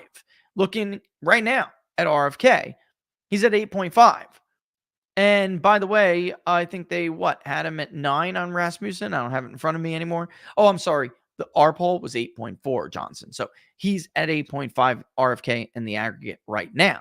The very next day, he falls to 7 at 6.9. Next day, 6.7. Next day, 7.8. It's 9.2 on the 14th of July and 9.3 on the 20th of July. But from there on, it's all downhill. All right. Actually, popped up to like 10.3 at one point. Very, very, very similar to what we saw out of Gary Johnson. Then Johnson faded. He collapsed. On November 6th, we had him at 3.2. And what happened? The 5% undecided largely went to Johnson, and he jumped to 6.6%. Those people either didn't vote or lied and voted for Hillary Clinton. And we overstated Johnson a little bit. A little bit. I'm being nice to myself. All right. So keep that in mind. The appetite right now is high, but that does not mean that it's going to last. It does not mean it's going to last. Okay, cool. Don't you cut into my question time, sir. All right, you're right. All right, I'm going right now. I don't know if you saw that other email, that other message. It kind of just distracted me a little bit. You're right. I'll do questions right now. But there was an email. You're gonna have to look at it too. We don't need to talk about it right now, but you need to know. And it's an email for the other thing. Okay, just to let you know, we got to do something. All right, let's do it. Dan first. Thanks, Dan, for the tip. Rich, question for Q&A. Is Trump's edge in these battleground state polls really enough to overcome the Dems get out the vote operation? Having a Republican Party actively working against their own nominee does put us in unprecedented waters. How big does the polling edge have to be to overcome that? That's a really good question, Dan. Really good question. Listen, remember there are sampling errors, of course, too, Dan. So you got to take that into factor. I'm looking at consistency more than I'm looking at the margin at this point, because things tend to break at the last minute in elections, even though it's not going to be some huge break. You will see momentum toward the end. Maybe Biden recovers, maybe he does not, and Trump begins to run away with it. If you look at like 2004, for instance, Bush began to run away a little bit. But it was close. It was. Trump is a monster turnout machine. If past his prologue, then that will help Republicans. There's just no doubt. That being said, anything in 2022, Dan, that was 2 points and below, in our polling anyway, I'm going to look at the aggregate, but anything that was 2 points and below was not questionable. I mean, it was right, but it wasn't safe. And then even, for instance, there were some, like Pennsylvania, where the margin, or I would say the difference, was upwards of 5 points. It really was. So I think the answer to that question is it depends on the state. Michigan Republicans are starting to make some great strides. Get out the vote. You know, I shared it on Locals before. I just got some reports on it. What was that, Laura? Tuesday, right? Or Wednesday? There's some big gains being made, and that's good. But I do think that it will matter based on the state. You have states like Nevada where he better be up by 5 or more. I'm not kidding. It's a Democratic turnout. Pennsylvania, he's never been up before. So, you know, the fact that he's up without the Franklin and Marshall poll, I think that's a big deal. But it's still a squirrely state. Mark Elias did lose, however, and there's nowhere else for him to turn.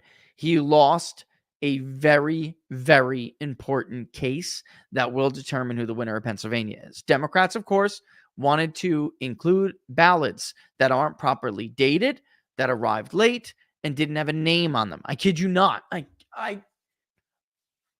It sounds so asinine, doesn't it? But that's what they wanted to do. And they lost that case. So that's going to be a major help when it comes to that state.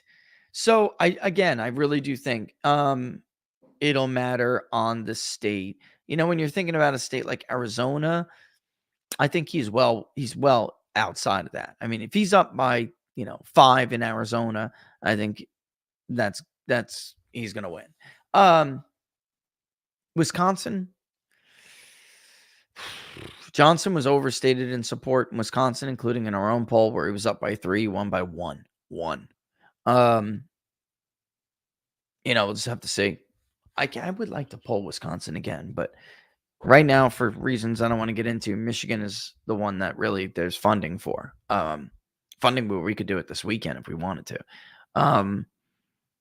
We got to do Wisconsin again, though. It depends on the state, Dan. It really does. If he's up by anything nationally, Dan, I mean, if he's up by like 2 points like he is now, he's going to win. He's going to win. Chips will fall where it may. Now, that being said, Nevada is a great example, and I just had a enlightening conversation with somebody yesterday, which I don't want to get into publicly, but there are people making efforts, Dan. All right. How much those efforts are going to have an impact on the election, I think remains to be seen. We'll see. That depends on their decision. I gave them questions. Oh, they asked me questions. I give them answers. All they can do is all I can do is wait and see if they make those decisions wisely. So we'll see, because that will change the answer to your question. It will. It's a great question, though. It is. Spinnaker, do you think presidential debate should be limited to those candidates that on enough state ballots to win, i.e. the ballots of states with 270 electoral votes? That's a great question. Great question. Because I tend to, personally, my own personal opinion is, I tend to favor participation and ballot access in general. I don't like that the two parties have a stranglehold on this stuff. That's BS. The last person to be on all the ballots as an independent was Ross Perot. And frankly, I find it a little bit sickening that it's so hard to get on the ballot in a state like New York, which changed their law. They did that solely to protect Biden. I mean, this is just pathetic. Let me put this back up. I mean, that's just pathetic. And if that's the case, then I don't know why we would waste time on them debating. I just don't, because that's not the problem. And they'll bitch and they'll moan about it. Oh, they're trying to keep me from the debate stage. The fact is, if you can't get yourself on a ballot, you don't have a place on a debate stage. And that's the problem. And if you find that to be a problem, then we need to attack the ballot access issue or challenge. We need to attack that first. It does no good to just sit there and, again, bitch and moan about not being on a debate stage. I want to be a debater. Okay, well, so do I. You know what? I'm running for president and I want to debate. Anyone could do that. So there has to be some kind of limit on it, So I guess the very short answer to that is I don't think that Robert F. Kennedy should have a place on the debate stage. Not at this point, anyway. If it turns out that some of those states you see in orange right there, he gets ballot access for, including very important ones like North Carolina and Nevada. If that happens, then maybe. But even still, you're only talking about 1, 2, 3, 4 states that he would be on. I don't care what he's claiming. I'm telling you what I know. And I'm telling you what I'm seeing from his team. He's only on 2 states. They're right. So great. Another great question. On YouTube, Marzoa. Question for the Q&A. If there is any time for it today. Well, we're going to make time for you right now, Marzoa. What is, if you have one, your preferred seat apportionment method for a parliamentary system?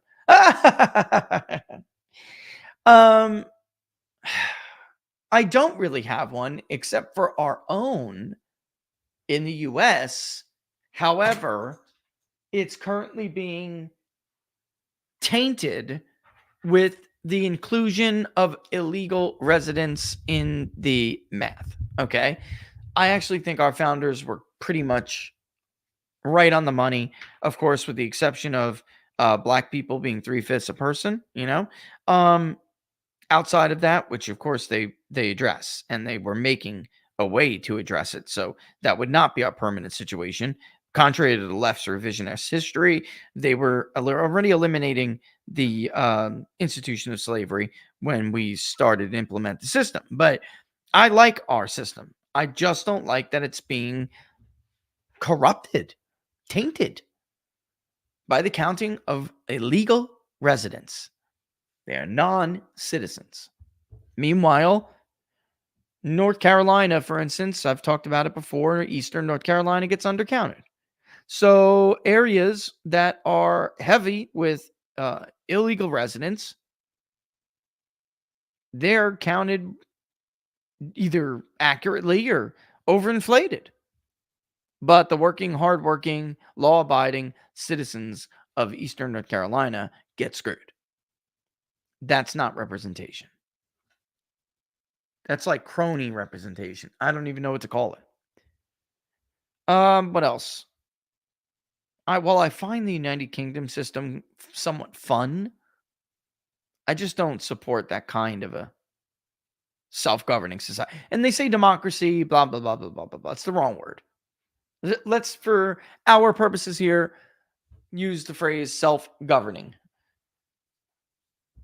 And the Knesset, I guess, is all right, but I don't know. I like ours. I really do. Gustavo. So how about that Zogby poll for RFK showing Trump winning VA but losing Michigan and Pennsylvania? I don't know what the hell John Zogby is doing. All I know is this. You said it. The answer's in the Gustavo. That poll is funded by Kennedy. There is no way Trump is going to win Virginia but lose Michigan and Pennsylvania. It's not going to happen. Now, if Biden has a complete and total collapse with third-party candidates on the ballot, Trump could win. It would have to be all the political stars aligning correctly, because unlike Glenn Youngkin, he's still kind of unpopular in Virginia. He is. It's a great question, though. 145 already. Oof. Crew Kid. Given how much time they're forcing Trump to spend there, do you think New York could potentially be in play? I get it's wishful thinking, but you never know. I do think it's a little bit wishful thinking. I do think it will be closer, a lot closer, and that will matter. Now, maybe wishful thinking now, but do you know what a competitive Trump in New York does for the House delegation? Those are some tight races. You get that non-white voter to come out for Trump in the 5 boroughs, outside the 5 boroughs, plus the numbers he gets upstate. Does better in a county like Clinton, for instance. He puts on a Lee Zeldin-like performance, and Republicans might have a chance to keep the House. Even if he does half as well as Lee Zeldin. Gets within 10, which the polls are showing he is. Gets 10, 12, Biden won by over, it was like 60, 62, 63 to 38, something like that, right? And by the way, RFK is using that. I think that's funny. He's using Zogby, and he has for months been using Zogby. I think it's just funny. I find it kind of funny because Zogby is somebody who used to be Democratic establishment. They loved him. He had some mess ups in 2004, and the party basically. What's the word, Laura? When they throw you out of something? They exiled him. They basically exiled. Yeah. Shunned him. Yeah. He's being shunned by and just like, by the way, Robert Kennedy Jr.'s being. Guy is part of freaking the Camelot story. And because he's going against their guy, he'll be ruined for it. He will. So it's like two of men are kind of like a match made in heaven with this because, they really are, Laura, because they're both Democrats who used to be part of Democrat royalty. Zogby was known by everybody, trusted by everybody, used by a lot of people. They loved him. So he accidentally pulls the '04 election a little off, and they shunned him for it. Shunned him for it. That's funny because they haven't done that to, I don't know. I mean, there are so many to count. They haven't done it to Monmouth Poll. That pollster's been telling them they're going to win elections. They're not going to win for years. Well, they probably are paying Monmouth Poll to say that. Probably right. Where do they get their grant from? Amen. Monmouth. You and I used to live in Monmouth County. It's the upper class over there? You kidding me? I'm sure they're not getting very much money from upper class Republicans. Okay. They're special, but not in the good kind of way. And Monmouth is Republican, folks, as far as voting goes. Monmouth is a Republican county. Monmouth, Ocean. It's got a huge, also, both do, but I think, isn't Lakewood is Ocean County, isn't it? Lakewood is not Monmouth, it's Ocean, No, right? it's Ocean. It's Yeah. Ocean. Huge constituency of Hasidic Jews and who are now voting Republican, by the way.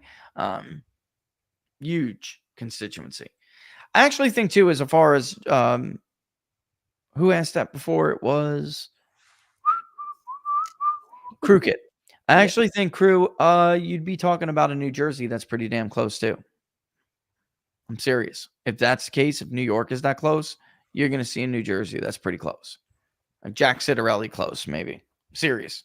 And if that's the case, it would be a huge, huge realignment because, of course, Bush came like within 7 points of Kerry in New Jersey.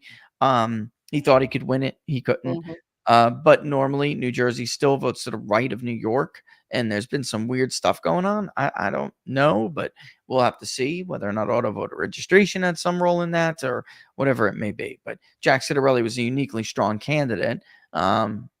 Did the right thing to win New Jersey, did what Chris Christie did, without the added 400 pounds trailing behind him. Anyway. Oh my God. Whoop, whoop. Yep. Oh, the internal poll again. Another question about the internal poll. I did see that. Yeah, he's just nuts. Them showing he's showing that Kennedy would beat Biden and Trump head to head. I think that's insane. I do. I'm sorry. I think there would be Republicans who vote for Biden in large numbers over voting for Kennedy. I do. There would be Republicans in large numbers to vote for RFK over Biden. I just think that he does not have that level of support. And his favorabilities are getting more and more negative as time goes on. All right. Neil, the U.S. headed for stagflation? Yeah, I think so. Did you hear President Trump talk about it the other day? I think he's right. I think he was dead on. I do think we're headed there. And that sucks because stagflation is like way worse. It is. Let me just put that up again. Stagflation is probably the worst. When was the last time we had it? Was it Carter, I think. Stagflation is when you're basically still getting inflation when you're in a recession. All right. It's when inflation rate is high, it's going up, but GDP is declining and unemployment remains like persistently high. Our unemployment rate is low right now, and that's what's keeping people away from the stagflation talk, except for Trump. Our unemployment rate is low, but it is also so, I do think we are headed there. Unfortunately, I think we're headed for even worse than that if we don't get our act together, Neil. I really do. Nobody can pay this kind of debt. I mean, this is just unbelievable. You remember there were days cowardly saddling our children and grandchildren. What was that? You remember the days of gas stations? Like if your last name started from A to C, you were allowed to get gas at a certain time, and that's scary times. I actually think it, would be worse than what we've seen so far, Laura. I really do, because we don't have the money to pay off this debt that we've incurred. We just don't. And high inflation, along with unpayable debt, it's end of republic type stuff. Really Mhm. is. Do you know if RCP kicked out Franklin and Marshall for good for their PA RCP index? Did they, Derek? I'm asking. Tom I knew right you now. were gonna. Hold on. Hold on. Get the tea, baby. Get the tea. Did you kick out Franklin and Marshall? Hold on. I'm getting the skinny here live, guys. That's what I heard. Not. Whoop. Well, come on with the print. Not sure it's true. Oh, that would be just delicious. Delicious vengeance. Delicious vengeance. Ah, oh, God, I hope so. Oh, my God, I hope so. Please, for the love of God, that would be great. Laura, how good, how juicy would that be? How It'd juicy would be that like be? a 12-ounce ribeye. Oh, yeah. Speaking of which, isn't today Friday? I Yes, don't know, sir. baby. But you're hurt, baby. No, I'm going. You're not hurt that bad, huh? Ah! Where You know there's a what? will, there's a way, Lord. I saw somebody had asked about let me, as far as whether or not Michigan and Dan's question, and of course that'll matter whether or not some of these especially Arab communities do come out to vote for Biden or not. I want to play a video. Let me get to this real quick though, and I'll get you the answer to that if he responds within the next 6 minutes. I wonder if based on class there's a difference of an opinion on economic conditions in relation to the presidency. There absolutely is. Ryan, thanks for the tip. Hey, Rich, I posted here on Locals about the primary fight Steve Boyd is having with Michelle Fishbach in Minnesota CD7. You should have him on. He's a great America First constitutional conservative. I will look to do that. Laura, the name is Steve Boyd. I will give that to you in the private chat right now. Steve Boyd. Steve Boyd running in Minnesota 7. Okay. Cool. That's a good one. Rum Mystigates. Any word on the progress of Trump and the GOP get out the vote operation? Not yet. I mean, there is word on it. I just want to hang tight and wait a little bit. But I can tell you this: they understand. They understand, and they're trying. What is Rich's view on Trump going to the Libertarian Convention? Risky? It is risky, but it also is freaking brilliant. It is I think it's because brilliant. I think it's brilliant because he's not going to lose any votes if he's not well received there. Like they're the kind of people who aren't going to vote for him if he doesn't go anyway. Maybe there's at least an opportunity that he could win somebody over. Remember, RFK was trying to coddle and he was trying to cultivate that vote, and it's not working out. So I do think it's smart. I do. But be yourself. Don't pander. Be who you are. And some of them will look. I know a lot of people who call themselves libertarians, yet they break some like key covenants all the time. And supporting somebody like a Trump is probably easier to do than if you're a libertarian. Than some of the things I've seen other libertarians say they're forced to support or people they're forced to vote for. I think it's actually easier jump for Trump. Do you think Rasmussen is an outlier right now? We'll see. We'll see. There is the Harvard Harris poll that's also very close. We'll have to see. Right. Trump, it's Fox Trump +5. And there are a couple out there that show a pretty good edge for him. Hey, Roro, watch your eyeball, and I want you to poke that out. I hate this thing. This thing my mother-in-law bought to vacuum the lint out of the dryer. Don't put that up against your eyeball, babe. You can hurt your eyeball. Can I get a huggy? Yes. Can I give me a huggy? Give me a huggy. I got questions to answer for people. Give me squeeze. A quick huggy because we got lots of questions. All right, go back to mommy. Daddy's on the show. Big squeeze. Ooh, that was good strength. Ooh. We always say, give me strength. Larry.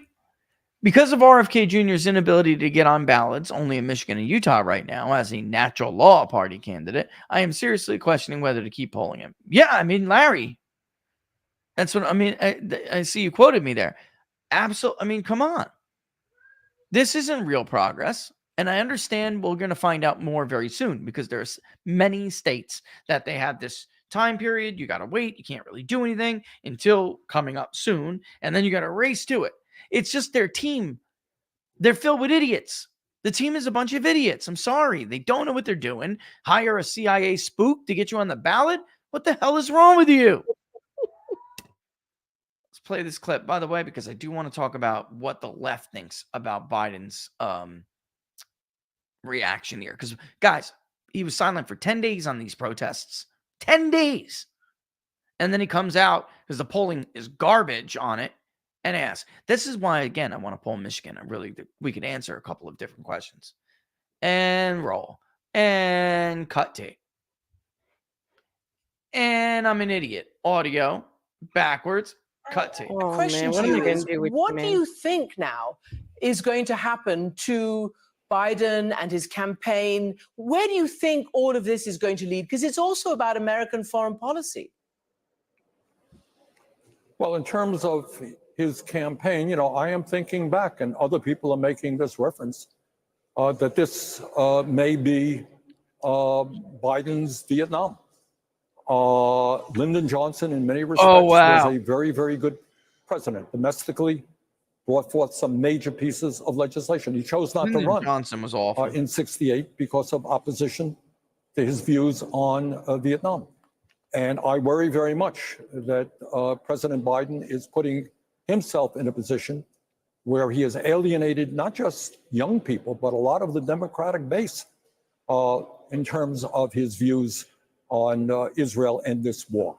So I would hope very much that from certainly a policy point of view, from a moral point of view, the president stops giving a blank check to Netanyahu. And I would hope that they understand that from a political point of view, this has not been helpful, quite the contrary. Senator Bernie Sanders, thank you for joining us. Thank you, Senator Bernie Sanders, for joining us. Let's see if I can grab a couple of more here that are question related. But, when we're talking about these votes, if he goes too far towards Palestinians, he'll exile people. He'll ostracize people who he needs to win, normies, And if he doesn't stand with Palestine close enough, he could lose the state of Michigan. He's damned if he does. He's damned if he doesn't. He put himself in this position. This is what you get for funding the terrorist attack that Iran launched against Israel in October. You're an evil person and good for you. I don't know what to tell you. But we'll see. And which leads us to a next question, too, about non-whites. Do you think Trump can win Generation X black men? They grew up loving him. I see it being very close amongst that cohort. The younger they are, to much degree, and that's Generation X is me, the more support he has. And that's even true as you go even younger than that in many of these states. We'll see if that holds up and maintains, but that is what we're seeing at the moment. So I don't know that he can win them outright, but he can make it pretty darn close. I do think that among some key black demographics, Trump is either going to tie or maybe potentially do better. But he'd have to win them in order to get some of that share to where some of the polls have him now. I'm thinking right now he's that 15 to 20% is perfectly reasonable for a Republican candidate like Donald Trump at this time in history. It is reasonable. If you believe the voter verified surveys and the exit polls, they both have different levels, but they also show similar jumps and gains. So, he more than doubled with black women in 2020 from 16 to 2020. Black men already doubled. So it is not at all unreasonable. I don't think it is at all. The link goes with Drew Spider's question. Let me see it though. Let me click on it and see what I missed. Yeah, the Zogby poll. Yeah, it's an effing joke. I'm sorry. That's just an absolute ridiculous joke. Actually, though, Trump still beats. Oh, it's showing Trump beating Biden, but Kennedy beating Bolt. Oh, Kennedy 270 to 260.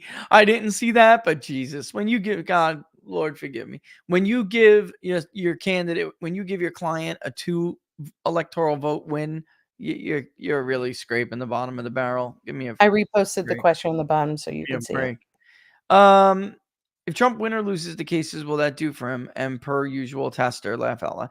I mean, look, I think it remains to be seen. Most independents just simply don't care about this. So we'll have to see. I mean, the truth is it will be going through a appellate process anyway. So, I don't know. I mean, we'll see.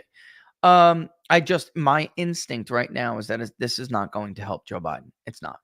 All right, so what else we got? If RFK was actually allowed to run as a Democrat against Biden, what do you think the primary vote share would have been for Biden and RFK? I still think that Biden would have beat him. I do, because the Democratic primary is dominated by non-white voters. RFK showed no ability, no aptitude to eat into Biden's support with non-white voters. He was taking what remained of the white working class vote from Biden, which also means a state like, for instance, Iowa, he could have competed in. A state like New Hampshire, he would have done better than Dean Phillips. That's for damn sure.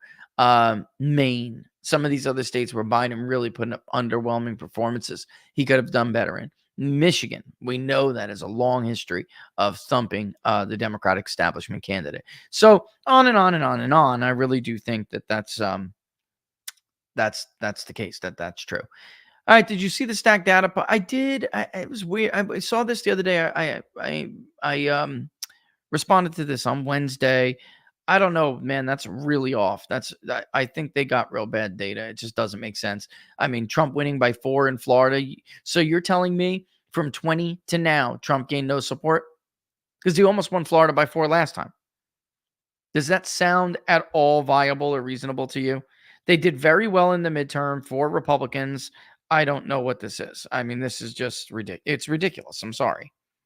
To me, it's utterly ridiculous. And I just don't, I take no, I put no validity in it. I'm sorry. I don't. I just don't. All right. Last one. How has Rich seen this is the same thing. Yep. And the poll doesn't even separate Maine and Nebraska by district. I know.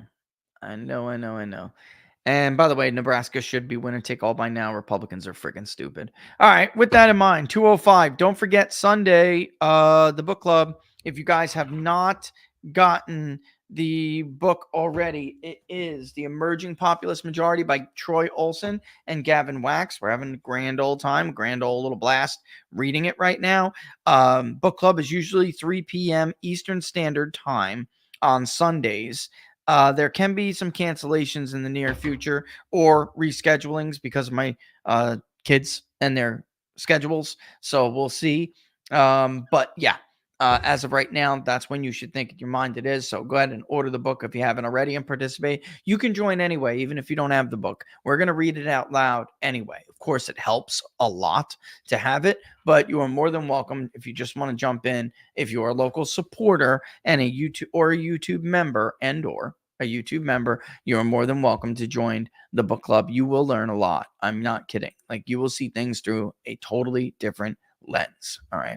We already read The Emerging Republican Majority. We did a primer on The Emerging Democratic Majority. Before that, because of the Russia war and everything going on before it was the primary season, we read John Mearsheimer, Tragedy of Great Power Politics. We read Jack Snyder, Myths of Empire, one of the most important, prescient books in the modern form, to have read when dealing with the foreign policy blob in DC right now. So yeah. Anyway, that's it. I'm gonna boogie woogie. I just also want to say it's not just reading a book. They all sit there and discuss the book and dig deep and try to see how it applies to today's society and whatnot. So it's a deep dive. Yeah, it's a deep dive. It's a lot of fun. Don't forget, if you like the videos, like them, share them far and wide, subscribe. It is a huge help to us, even in cross-subscribing as well. If you're watching on YouTube, it'd be great if you go on Rumble or Locals and or both, whatever, and do it, vice versa. All right. So the best place to follow us, as always, of course, is peoplespundit.locals.com, peoplespundit.locals.com. Special thanks to the Wellness Company for sponsoring the show today. Go check out their Spike Protein. Go check out their emergency contagion kit, the emergency medical and the contagion kits. They're fantastic. Get yourself some peace of mind, and tax relief helpers as well. Don't forget all of the links and the phone numbers, the links to the sites, all in the subscription to the videos. All right. So we love it. We love you for it. And we will see you either on Sunday or on Monday. Thanks for watching Inside the Numbers, folks. Juices. Juices. Say juices. He's so adorable. Nothing but love for you guys. Love you guys.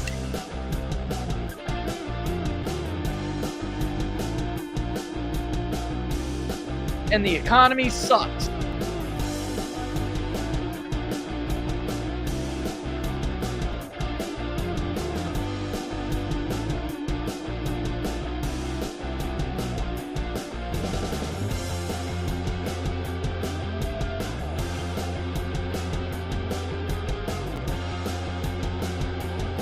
I'll save your question, Jonathan, and have him answer it on Monday.